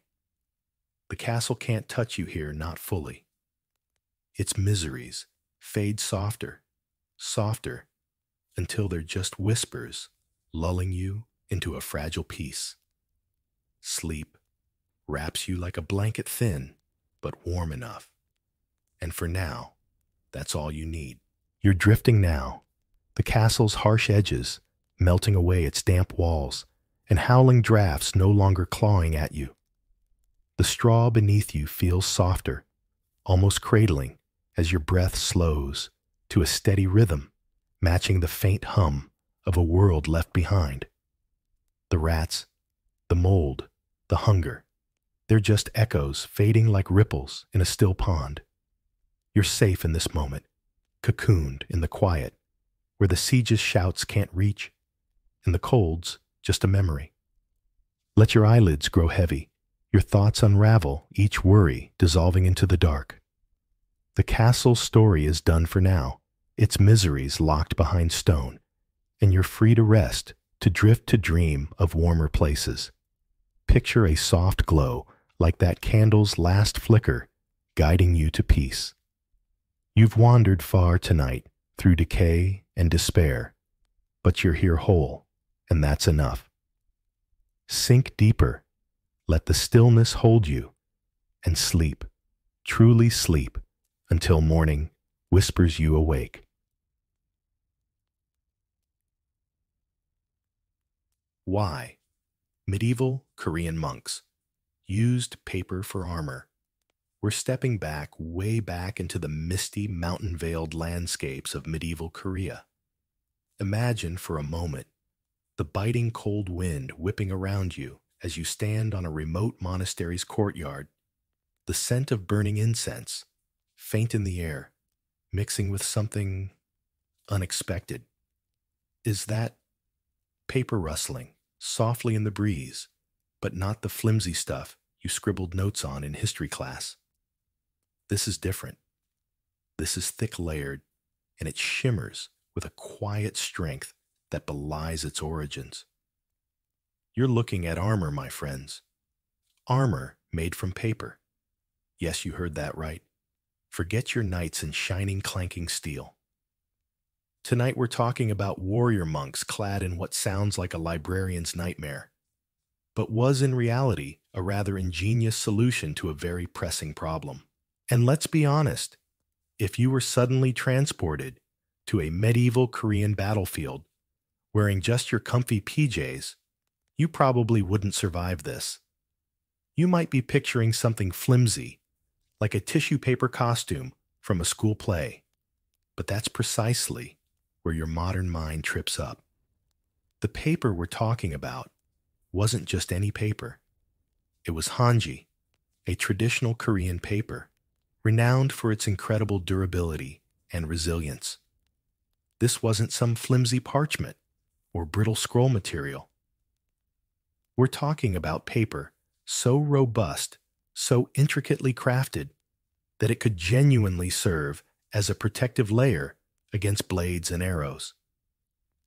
It's the kind of innovation that makes you scratch your head thinking, how on earth did they even think of that? But when you're facing down an invading horde with limited resources, your options become flexible, shall we say. It's a testament to human ingenuity under pressure, a historical footnote that often gets overlooked in favor of the more dramatic metallic clatter of European knights. The sheer audacity of using paper for armor seems almost comical at first glance. You envision a rainstorm turning a warrior into a soggy mess, or a direct hit ripping through layers like wallpaper. But medieval Korean monks, those quiet scholars and spiritual guides, were also pragmatic survivors.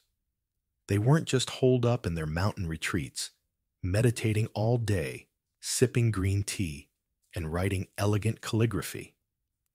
Oh no, when push came to shove, these monasteries often became crucial defensive strongholds, and their inhabitants the first line of defense. The idea of them, in their robes, suddenly donning paper protection, might sound like a Monty Python sketch, but it was deadly serious business. Historians still argue whether the initial development of jigap, as this paper armor was known, was born purely out of necessity during wartime scarcity, or if it was a gradual evolution, an innovative repurposing of an already abundant and high-quality material. What is certain is that the need was great, and the solution, however unconventional, arose from a deep understanding of available resources and an innate drive to protect their homes, their faith, and their people. As you ponder the sheer audacity of paper armor, you have to understand the deep, almost spiritual connection medieval Koreans had with paper itself. This wasn't just wood pulp mashed together. It was hanji, a material that transcended mere utility. It wasn't just for writing elegant poems or government decrees. No, hanji was woven into the very fabric of daily life, quite literally. They made window screens that let in soft, diffused light, yet were surprisingly resistant to wind and weather. They crafted strong, lightweight furniture, even sturdy boxes that could withstand considerable wear and tear. Imagine trying to build a chest of drawers out of modern printer paper. Sounds like a recipe for a very sad collapsed pile, right? But with hanji, it was a reality thanks to the incredibly long intertwined fibers of the mulberry tree dock in Korean, which was the primary source material. This wasn't some quick industrial process. Making hanji was an art form, a meticulous craft passed down through generations. You'd start with the inner bark of the mulberry tree, which was then soaked, boiled, and beaten into a pulp. But here's the kicker. They didn't just mash it up and spread it out. They would add a natural mucilage from the root of the hibiscus plant, which allowed the fibers to interlock and bond in a way that modern paper can only dream of. Think of it like a microscopic organic Velcro. This wasn't just about creating a flat sheet. It was about creating a resilient, breathable, fabric-like material. It was this intrinsic strength and the unique cross-directional layering technique that set hanji apart. A mainstream historical fact, often overlooked, is that Korean papermaking technology was so advanced that it significantly influenced both Chinese and Japanese papermaking techniques, despite common misconceptions that attribute all East Asian paper innovations solely to China. So when the idea of paper armor emerged, it wasn't some radical out-of-left-field notion. It was a natural extension of a material already known for its incredible versatility and toughness. You weren't just slapping a few sheets together. You were working with a material that in its very essence was designed for durability. It's a bit like discovering that the same clay you use for pottery can also be molded into surprisingly strong building bricks. The potential was always there, just waiting for the right kind of pressure, or in this case, the right kind of invasion to unlock it. A quirky tidbit, some historical accounts even suggest that hanji was used to create waterproof coats and umbrellas long before its widespread adoption for armor, thanks to its ability to be treated with natural oils and resins. This pre-existing knowledge of hanji's water-resistant potential likely played a crucial role in its adaptation for military purposes. Historians still argue whether the widespread adoption of Hanji for armor was a testament to its inherent superiority over other materials in certain applications, or simply a pragmatic solution born out of economic necessity and the availability of a readily abundant, high-quality local resource.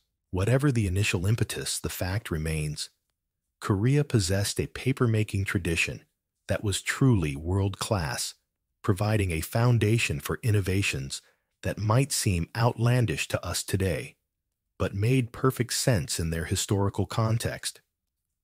You might find yourself wondering if this paper was so good.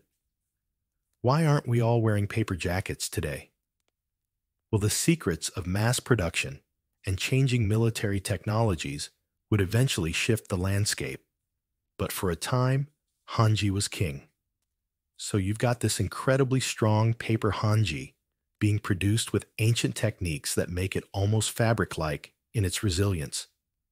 But why, you ask, did these peaceful monks, these cultivators of inner peace and philosophical texts, suddenly need armor at all?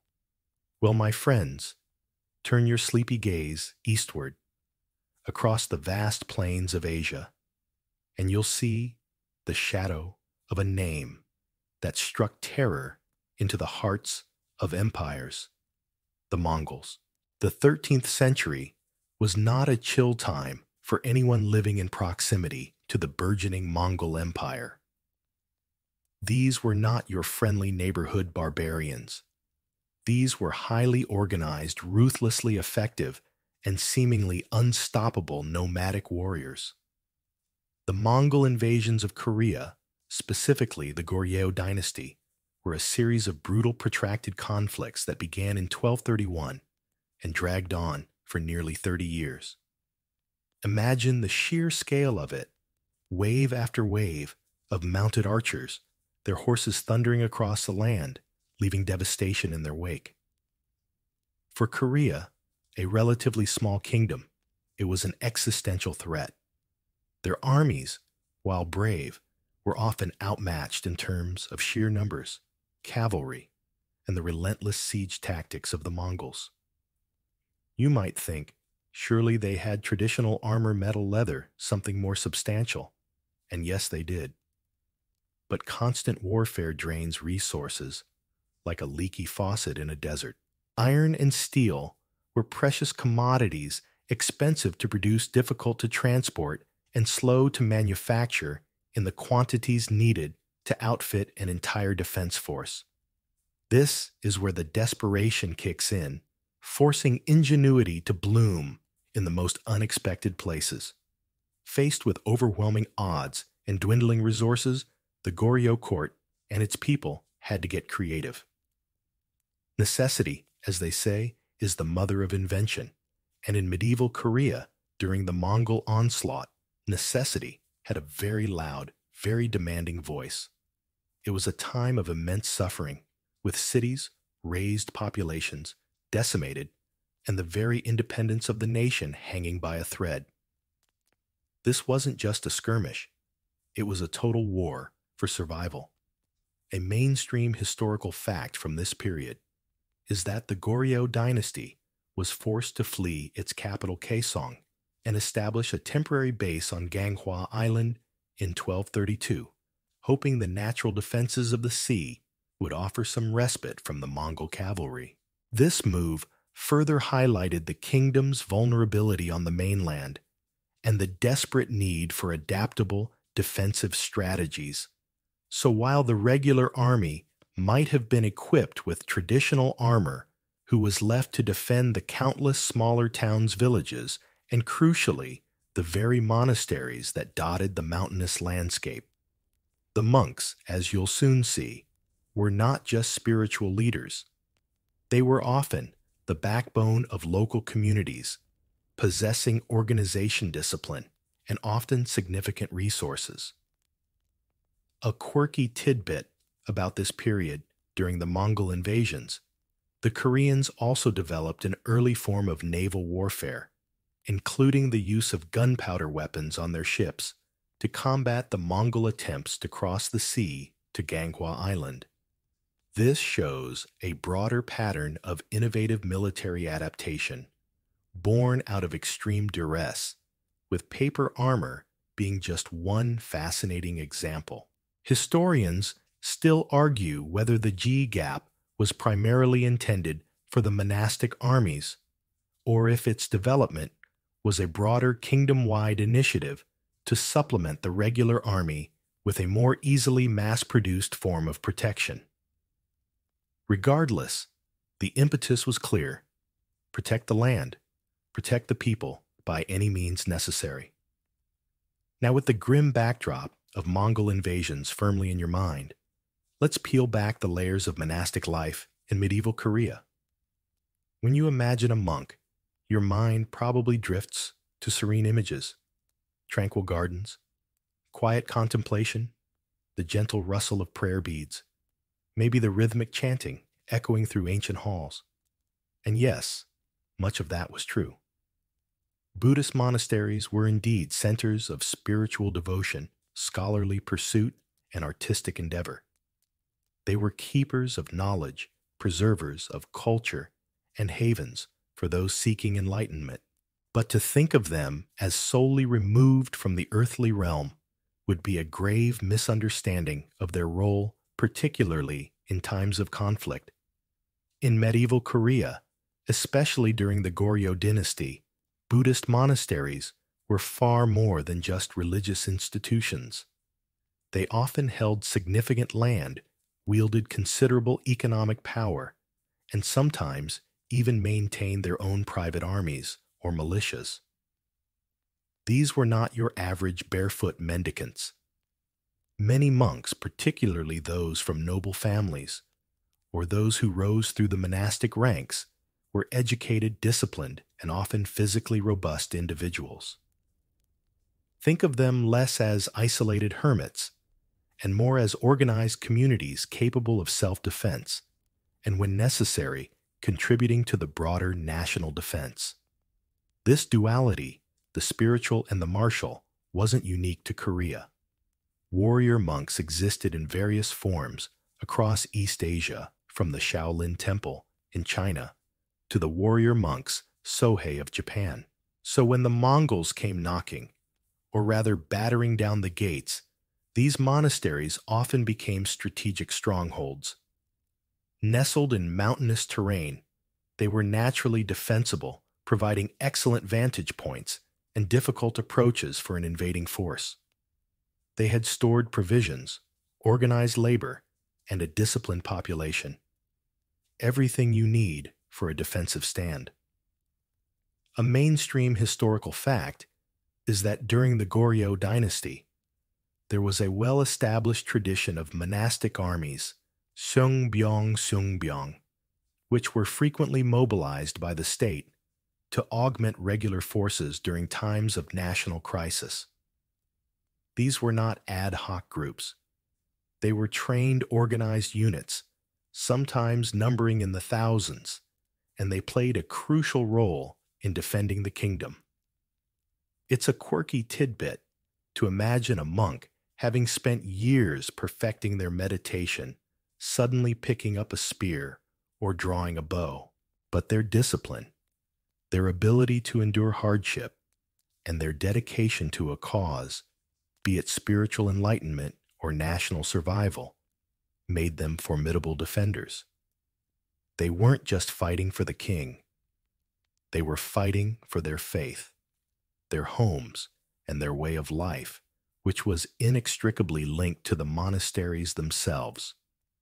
Imagine the monk, who usually spends his days copying sutras, now diligently layering sheets of hanji for his own protection, transforming his scholarly tools into the very materials of war.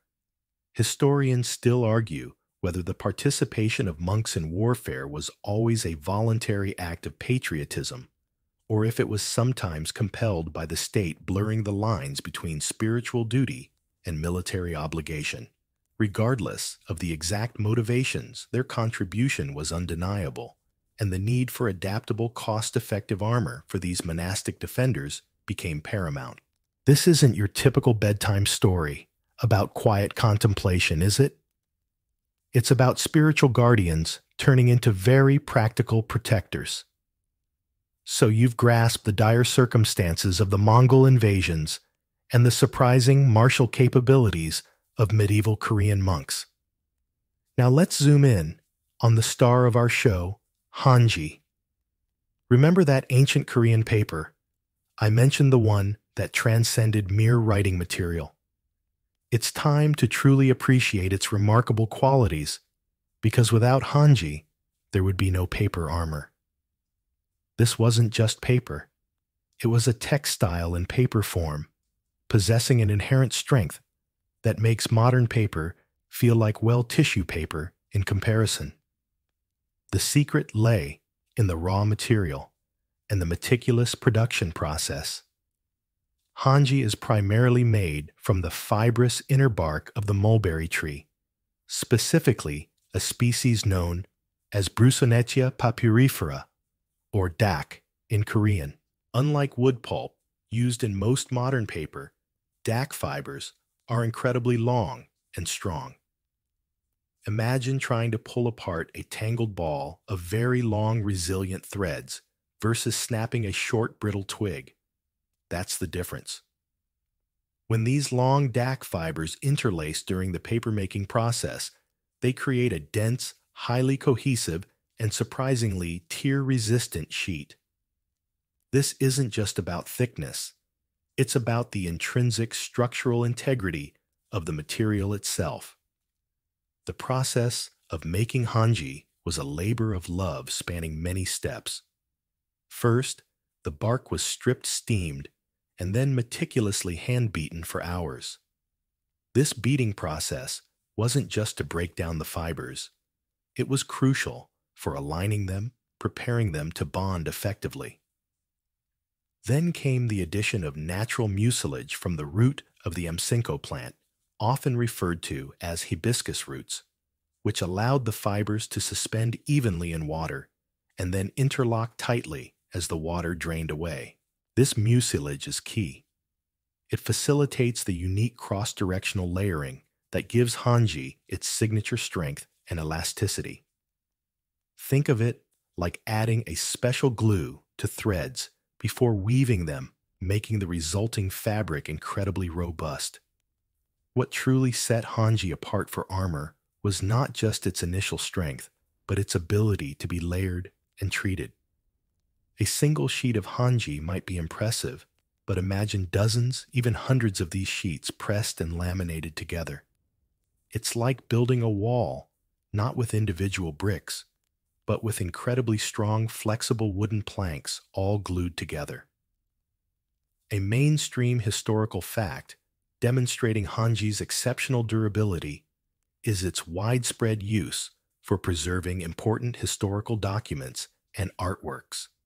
Many ancient Korean texts and paintings, centuries old, survive today in remarkable condition, precisely because they were created on Hanji, enduring humidity and time far better than paper made from other materials. You might be thinking, but wouldn't it be stiff? And yes, a solid block of layered Hanji would be. But the beauty was in how it was constructed into armor, maintaining a degree of flexibility. This wasn't a rigid shell. It was designed to absorb and distribute impact. A quirky tidbit, some methods of Hanji armor construction even involved soaking the paper in various natural oils and resins and then smoking it over fires. This treatment not only made the paper incredibly tough, almost leather-like, but also significantly improved its water resistance and even its resistance to certain forms of heat. Historians still argue whether the specific composition and treatment of Hanji for armor were standardized across different regions and monastic communities, or if variations existed based on local resources and specific military needs. Regardless, the unique properties of this remarkable paper were undeniably the cornerstone of its transformation into a viable protective material. All right, you've got the super strong hanji in your mind, a paper so robust it practically laughs at a paper cut. Now comes the truly fascinating part, taking that remarkable material and transforming it into something that could actually deflect a sword or shrug off an arrow. This wasn't a simple cut and paste job, nor was it like putting on a cardboard box. We're talking about the meticulous, labor-intensive craft of constructing G-gap or paper armor. Imagine a group of monks, not in quiet contemplation, but in a bustling workshop, their hands stained with pulpy fibers and natural resins. The process typically began with acquiring a massive quantity of hanji. This wasn't just any thickness. They often used specially produced, very heavy-grade sheets. The magic then happened through a process of layering and lamination. Think of it like making a very strong, very flexible plywood, but with paper. Numerous sheets, perhaps 30 to 50, or even more, would be carefully layered, one on top of the other, with the grain of each layer often alternating to maximize strength. This cross-hatching of fibers created a kind of natural reinforcement, much like how plywood is stronger than a single plank of wood. Between each layer, natural adhesives were applied. These weren't your run-of-the-mill glues. They were often starch-based pastes, sometimes mixed with animal glues, or even natural resins derived from trees. These adhesives served not just to bind the layers, but also to impregnate the paper, adding to its rigidity and protective qualities once dried. The whole layered stack would then be pressed under immense pressure. This could involve large wooden presses or simply heavy stones to squeeze out excess moisture and ensure a tight uniform bond between every single sheet. This pressing was crucial for creating a solid, cohesive material rather than just a stack of loose papers. Once pressed and dried, the resulting paper board was incredibly stiff and durable, almost like a thin plank of wood, but with a surprising degree of flexibility. Then came the tailoring. Unlike rigid plate armor, GI Gap was often designed to be segmented much like lamellar or scale armor. Smaller plates or sections would be cut from these larger laminated sheets, shaped to fit the contours of the body. These individual segments would then be stitched together, often with strong cord or leather thongs, to create the full suit. This allowed for movement and flexibility crucial for a warrior monk in battle. A mainstream historical fact is that this segmented construction, whether in paper leather or metal, was a common armor design across many ancient cultures because it provided both protection and essential mobility. But wait, there's more. To enhance its protective qualities, the finished GI Gap would often undergo further treatments. This could involve soaking the entire suit or individual pieces in natural oils, perhaps linseed oil or similar plant-based oils, and then allowing it to dry, sometimes even smoking it over low fires. This process, as a quirky tidbit, reveals not only significantly increased the armor's hardness and resistance to cutting, but also provided a crucial layer of water resistance, mitigating the fear of soggy armor in a downpour. Imagine the smell. Probably a mix of earthy paper smoky wood and something vaguely oily, not exactly Chanel No. 5, but certainly effective. Historians still argue whether the oil treatment was universal for all GI Gap, or if it was reserved for specific higher-grade sets intended for frontline combat. Regardless, the intent was clear to maximize the protective capabilities of this unconventional material. So, you've pictured the monks painstakingly crafting their gi-gap layering and treating hanji until it transforms into something truly resilient. But where did these armor-clad spiritualists fit into the grand scheme of medieval Korean defense? They weren't just a few isolated individuals. These monastic armies, or Sungbayong, were a significant strategic reserve, playing a crucial, often overlooked role in protecting the kingdom during the Mongol invasions and other periods of strife. Think of them as a highly disciplined, readily available, and geographically dispersed militia. Unlike a standing army that required constant maintenance and expensive logistics, monastic communities were self-sufficient. They had their own food supplies, their own infrastructure, and a built-in command structure through their abbots and elders. When the call to arms came from the Goryeo court, these monks could mobilize relatively quickly, emerging from their mountain strongholds to reinforce vulnerable areas or even launch counterattacks. A mainstream historical fact is that these monastic armies were particularly effective in guerrilla warfare, using their intimate knowledge of the mountainous terrain to ambush Mongol forces and disrupt supply lines, something heavy cavalry struggled with.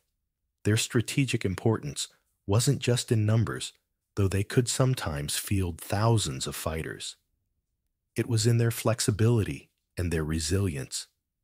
They weren't fighting for pay.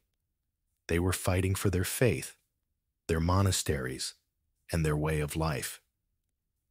This imbued them with a fierce determination, arguably more potent than mercenary forces.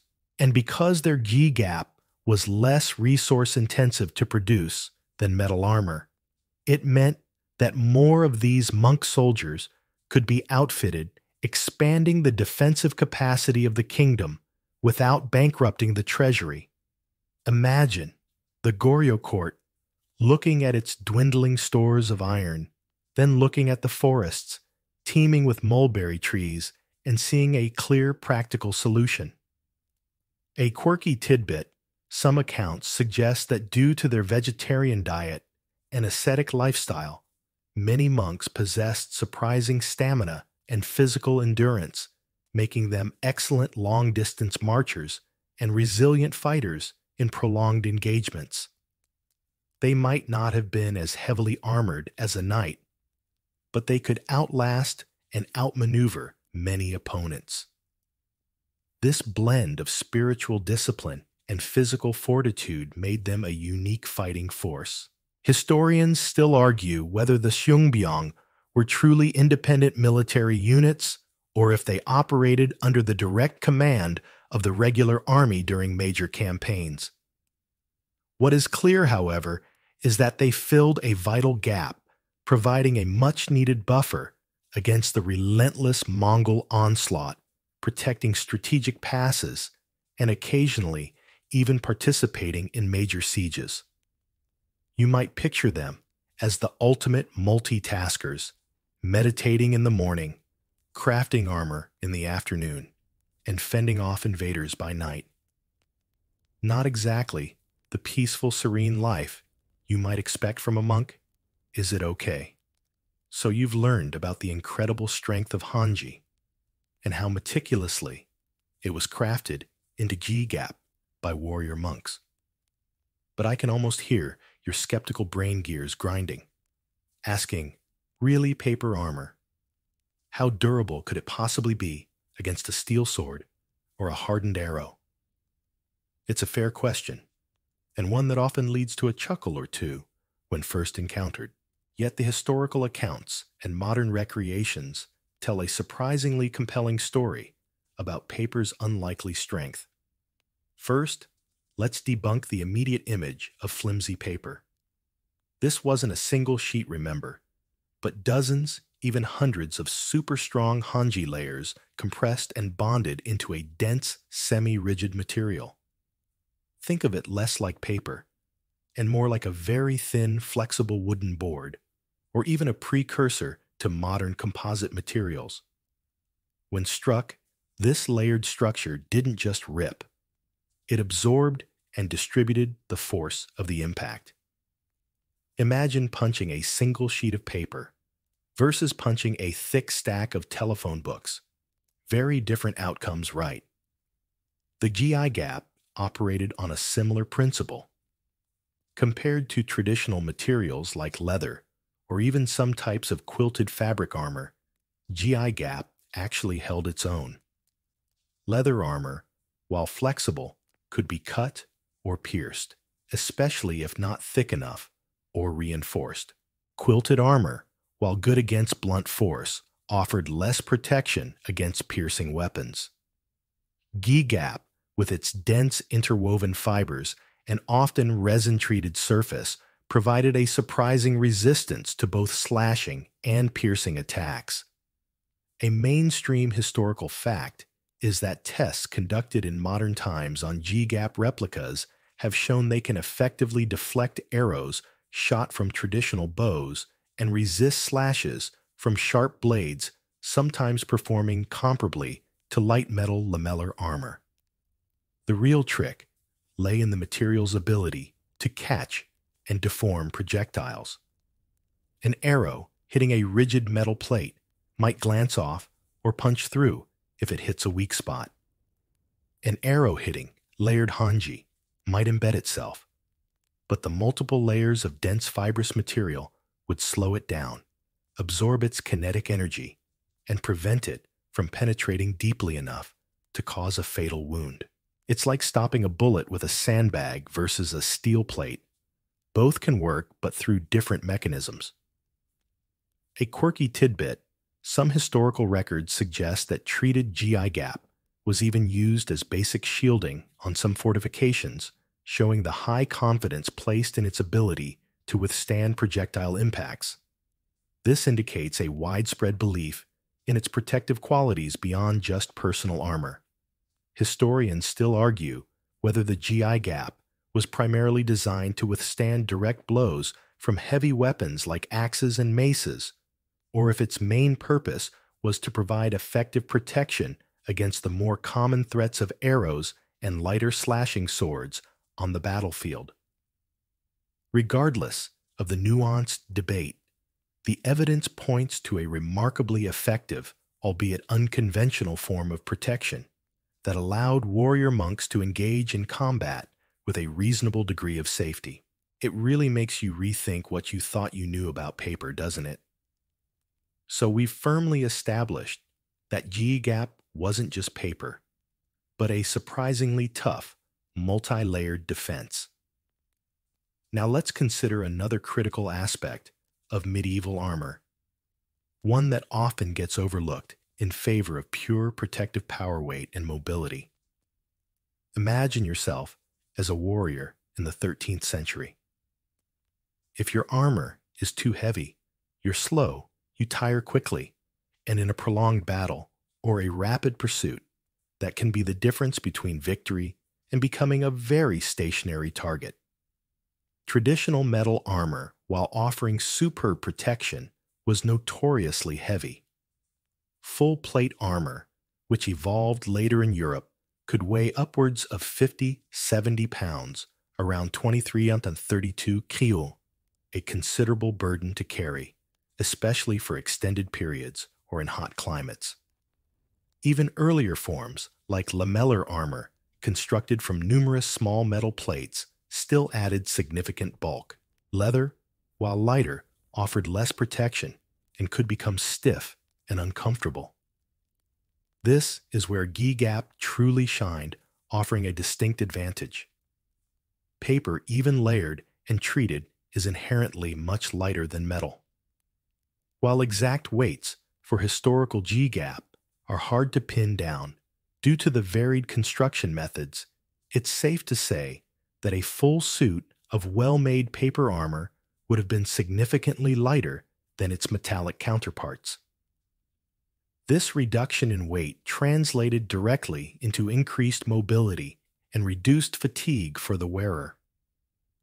A monk in G-gap could potentially move faster, endure longer marches, and maintain agility on the battlefield, which was crucial for skirmishes, flanking maneuvers, and especially for the kind of guerrilla warfare the monastic armies often engaged in against the Mongol invaders. Think about it. A lighter load means you can carry more provisions, move more swiftly through rough terrain, and respond more quickly to changing battle conditions. A mainstream historical fact reinforcing this is that lighter armor types, whether made of quilted cloth, hardened leather, or even early forms of lamellar from lighter materials, were often preferred by cavalry or skirmishers across various cultures precisely for the mobility advantage they offered over heavier, more cumbersome protection. The Korean monks fighting in mountainous regions and often operating as quick response units would have benefited immensely from this lightness.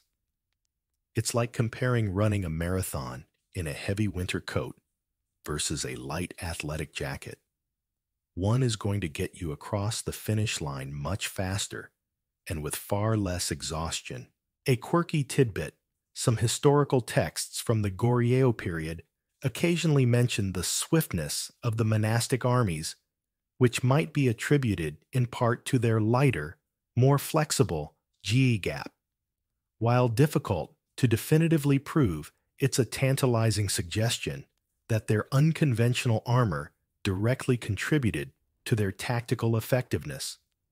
Historians still argue whether the primary design goal for GI gap was maximum protection, or if the balance of protection and mobility was a more deliberate consideration, especially given the dynamic nature of the Mongol threats and the role of the Sungbyong as agile defenders. Regardless, the lightness of paper armor provided a very practical and often life-saving benefit on the medieval Korean battlefield. So you're picturing the agile monk, swift in his GI gap dodging blows and weaving through the fray. Now let's turn our attention to another undeniable advantage of paper armor, one that would have been a significant factor for any medieval kingdom under siege cost-effectiveness. In the brutal calculus of war, resources are always finite, and anything that can stretch those precious supplies further is a strategic boon. Forging metal armor was an incredibly resource-intensive endeavor. It required mining ore, smelting it, which consumed vast amounts of wood or charcoal-skilled blacksmiths, and significant time. Each piece of metal armor was a valuable asset not easily replaced. Leather armor, while somewhat less demanding, still required animal hides, tanning processes, and skilled leather workers. In times of prolonged conflict, like the decades-long Mongol invasions of Korea, these resources would have been stretched incredibly thin. Armies needed to be equipped, and doing so with traditional materials could quickly bankrupt a kingdom. This is where gi gap offered a brilliant solution. What did Korea have in abundance forests?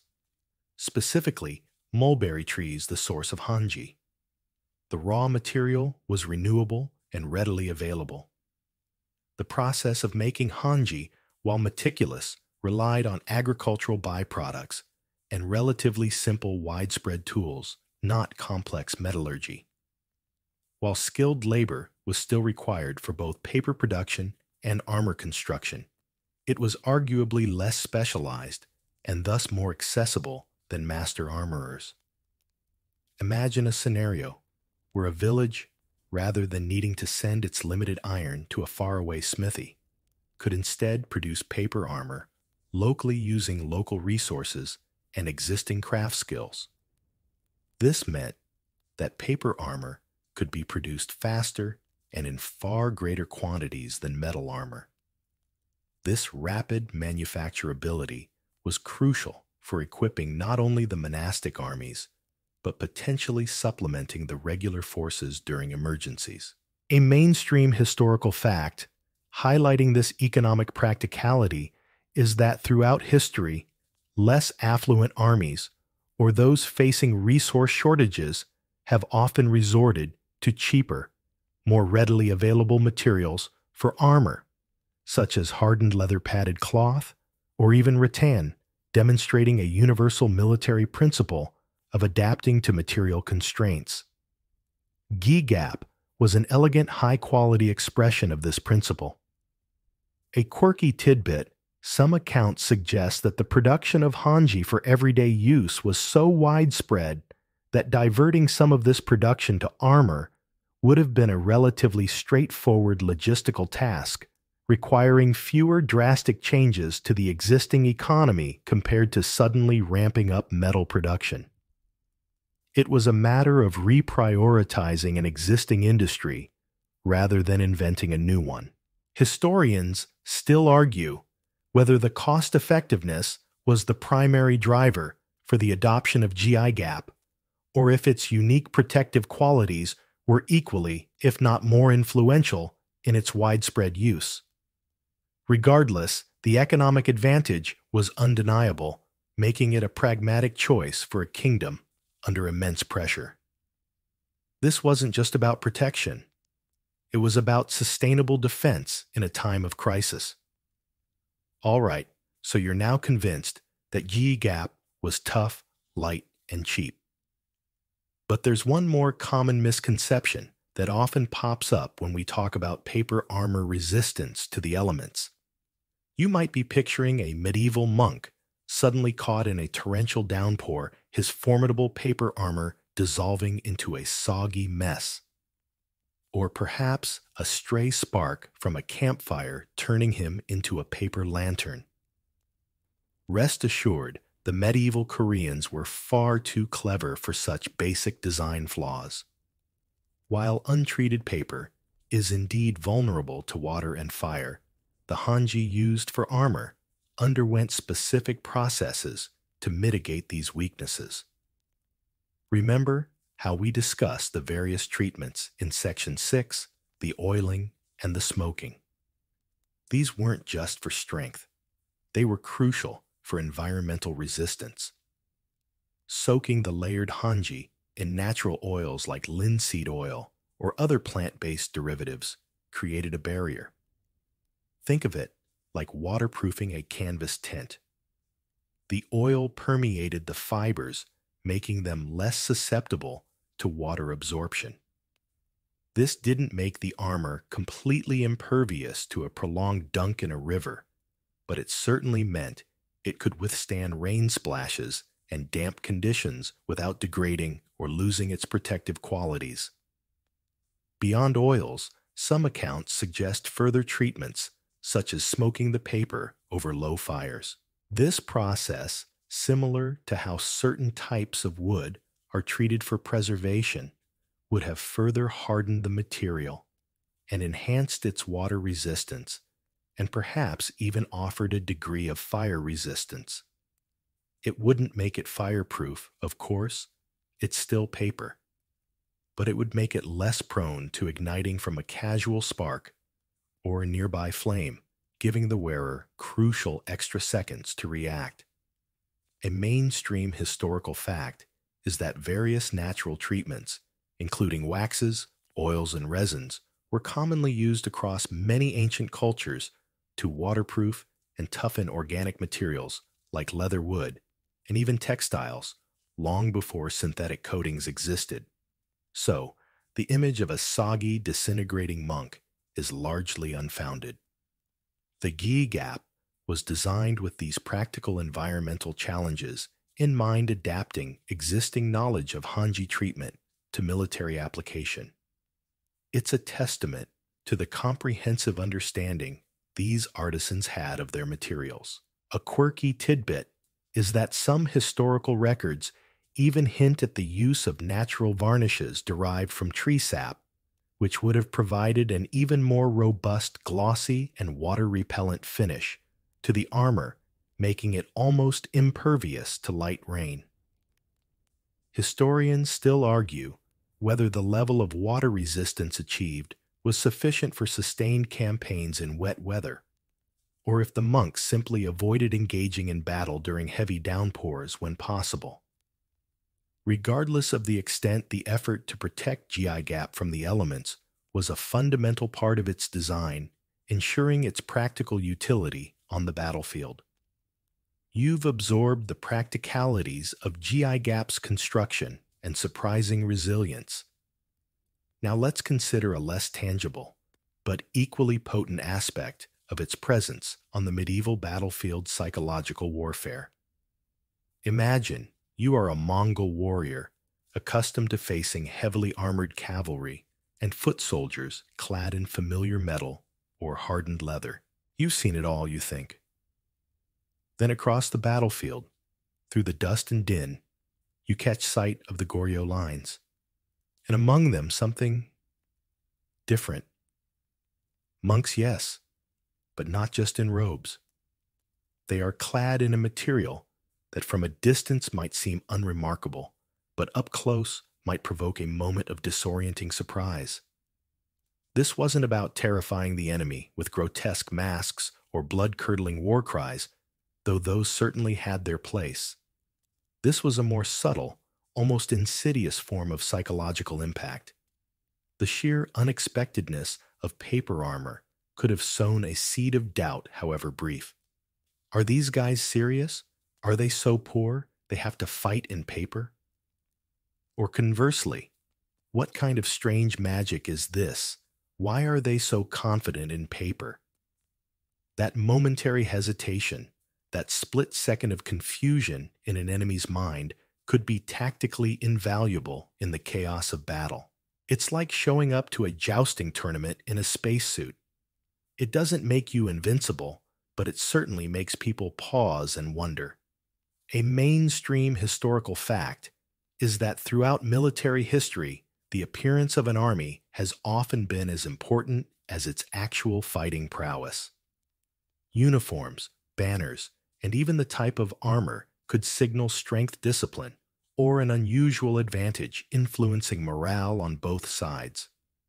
The distinct look of the monastic armies, possibly enhanced by their unique GI Gap, would have contributed to their overall battlefield presence. Furthermore, the fact that these were monks fighting, rather than professional soldiers, might have added another layer to the psychological impact. For the Mongols, who were intensely superstitious in their own way, encountering disciplined Buddhist monks willing to fight to the death in such unconventional gear might have felt less like a conventional battle and more like facing a force driven by an unshakable, almost spiritual resolve. It's a quirky tidbit to imagine the Mongols accustomed to their own fierce gods, perhaps having a moment of wait, are their gods stronger, when confronted with these defiant spiritual warriors. This isn't to say it caused widespread panic, but it certainly added to the unusual nature of the resistance they faced in Korea. Historians still argue whether the psychological effect of GI Gap was an intentional design element or merely an incidental byproduct of its practical advantages. Was it conceived to project an image of desperate resilience or simply to provide affordable protection? Whatever the intent, the sight of warrior monks in paper armor undoubtedly added a unique dimension to the already fierce and protracted conflicts of medieval Korea, a silent visual challenge to the conventional expectations of warfare. You've seen G-Gap rise from humble paper to a symbol of ingenuity and resilience, light on the body and easier on the coffers. But like all innovations, even the most brilliant, its time on the center stage of military history eventually drew to a close.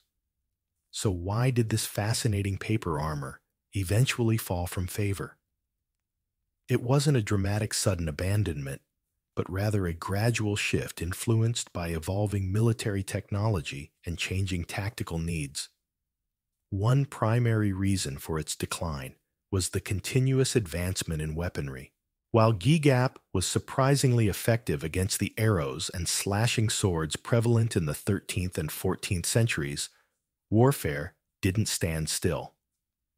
As gunpowder weapons became more sophisticated and widespread, particularly the introduction of firearms with greater penetrating power, even the densest layers of Hanji armor would have struggled to provide adequate protection. Imagine facing an early musket ball. While it might not punch cleanly through the sheer blunt force trauma from a direct hit, would still be debilitating or fatal. Metal armor, while heavier, could be forged thicker or designed with angles to better deflect these new threats. Another factor was the changing nature of conflict and the development of more centralized military structures. As the Goryeo dynasty transitioned into the Joseon dynasty, which began in 1392, the need for ad hoc monastic armies lessened. The Joseon period saw a greater emphasis on professional standing armies equipped with standardized gear. While GI Gap was cost-effective for mass production in a crisis, it might have been perceived as less professional or less uniform than metal or heavier leather armor for a more structured military force. A mainstream historical fact is that the Joseon dynasty placed a strong emphasis on Confucian ideals, which generally favored a strong central government and a well-organized state army, reducing the reliance on monastic or localized defense forces. Furthermore, while Hanji was an abundant resource, producing gi gap was still a labor-intensive, time-consuming process. As more efficient methods for metal production and armor forging developed over time, the balance of cost and efficiency might have shifted. Perhaps the sheer manual labor involved in creating countless layers of paper, treating them, and stitching them together became less appealing compared to the more streamlined production of metal plates. A quirky tidbit is that while G-Gap declined, the innovative spirit of Korean armorers didn't. The Joseon dynasty famously developed excellent forms of scale and lamellar armor, often incorporating advanced metallurgy and design principles that were arguably a direct evolution from the lessons learned during earlier conflicts, including the need for flexible yet strong protection. Historians still argue whether the decline of GI Gap was primarily driven by its inherent limitations against advanced weaponry, or if it was more a consequence of societal and military shifts away from the conditions that fostered its creation, such as the diminished role of monastic armies and the greater emphasis on centralized professional forces. Regardless, the unique conditions that led to its widespread adoption eventually faded, and with them the widespread use of paper armor, leaving it a fascinating but ultimately bygone chapter in military history. So gi-gap faded from the battlefields of Korea, relegated to the annals of ingenious but eventually outmoded military technology. But its story doesn't end there, gathering dust in some forgotten archive.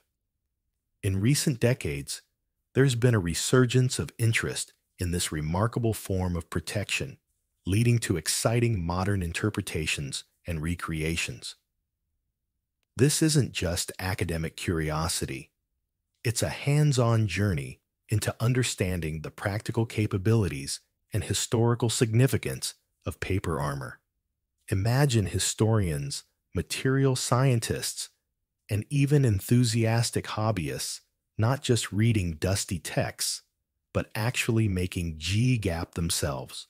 They're meticulously sourcing mulberry bark, beating it into hanji pulp, layering countless sheets, and treating them with traditional oils and resins, just as the medieval monks would have done.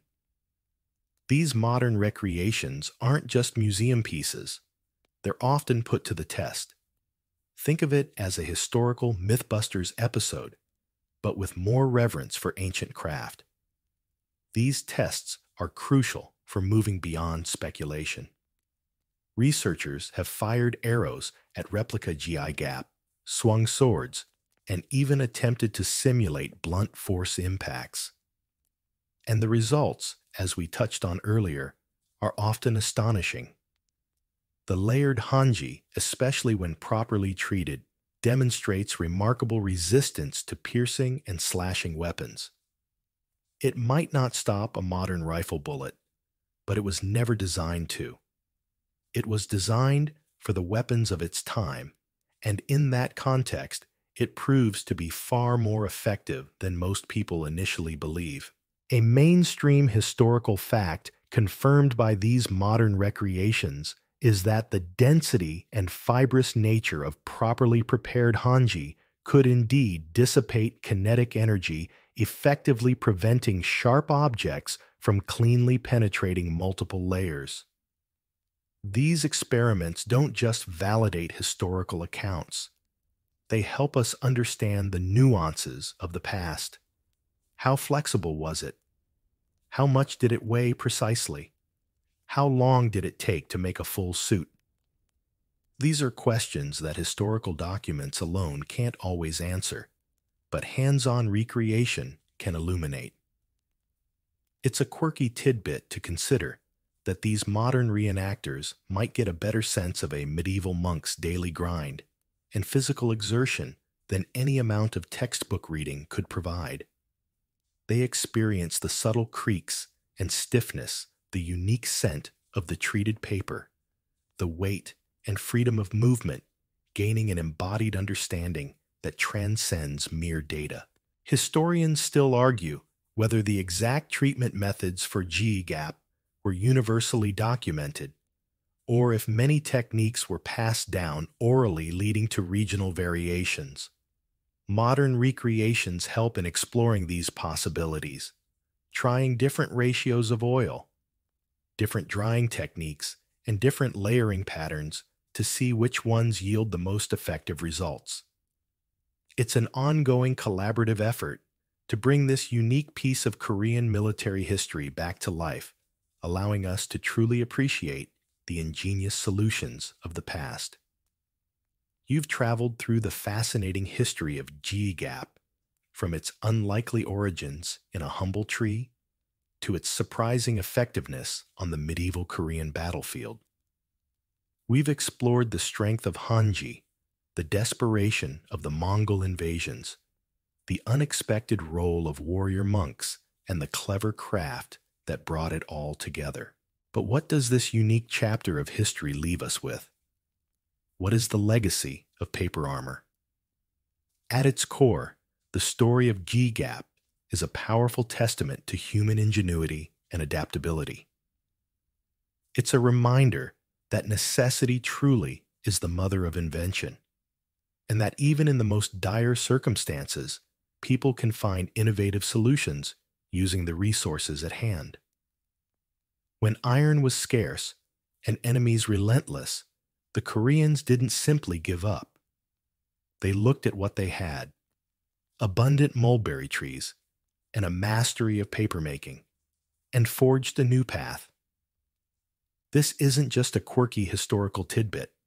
It's a universal lesson about resourcefulness and creative problem solving. The legacy of GI Gap also quietly champions the often underestimated power of traditional craftsmanship and local knowledge. In a world increasingly dominated by mass-produced standardized materials, the story of Hanji armor reminds us of the profound strength and versatility that can be achieved through deep understanding of natural materials and time-honored artisanal techniques. It's a quiet whisper from the past, suggesting that perhaps we shouldn't always overlook the old ways in favor of the new. A mainstream historical fact emphasizing this broader legacy is the continued global appreciation for traditional crafts, from Japanese katana forging to European tapestry, weaving which often surpass modern industrial products in specific qualities like durability or aesthetic value due to their meticulous handcrafted origins. It also reshapes our understanding of what constitutes armor. We tend to picture clanking steel and heavy mail, but G-Gap expands that definition, proving that effective protection can come from the most unexpected places. It forces us to question our assumptions about materials and their limitations.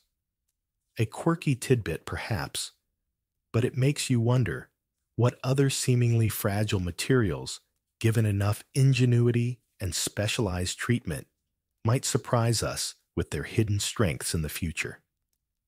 Historians still argue whether the story of Gai Gap gained mythical status in later Korean folklore, becoming more symbolic of national resilience than a purely factual account of its military efficacy. Regardless, its existence underscores the resilience of the Korean people and their ability to endure and innovate in the face of overwhelming odds. So as you drift off, remember the quiet strength of paper and the ingenious minds who turned a scholar's tool into a warrior's shield, a powerful symbol of quiet strength and enduring spirit. The gentle hum of the fan fills the quiet room, a steady rhythmic companion as the last echoes of our story fade. The mountain air, cool and crisp, seems to carry the faint scent of old paper and perhaps a whisper of ancient ingenuity. You're no longer picturing battles or monks, but simply the quiet power of a material, transformed by human hands and human need. Let your thoughts soften, allowing the details to blur into a comforting sense of wonder. The world of medieval Korea, with its paper-clad defenders, is now a calm, distant memory, a testament to resilience found in the most unexpected places. Just as the moonlight gently spills into your room, let your mind ease into the quietude of the night. The day's thoughts, like discarded scrolls, can now be set aside. Rest deeply, knowing that even in the improbable, there is enduring strength and quiet magic.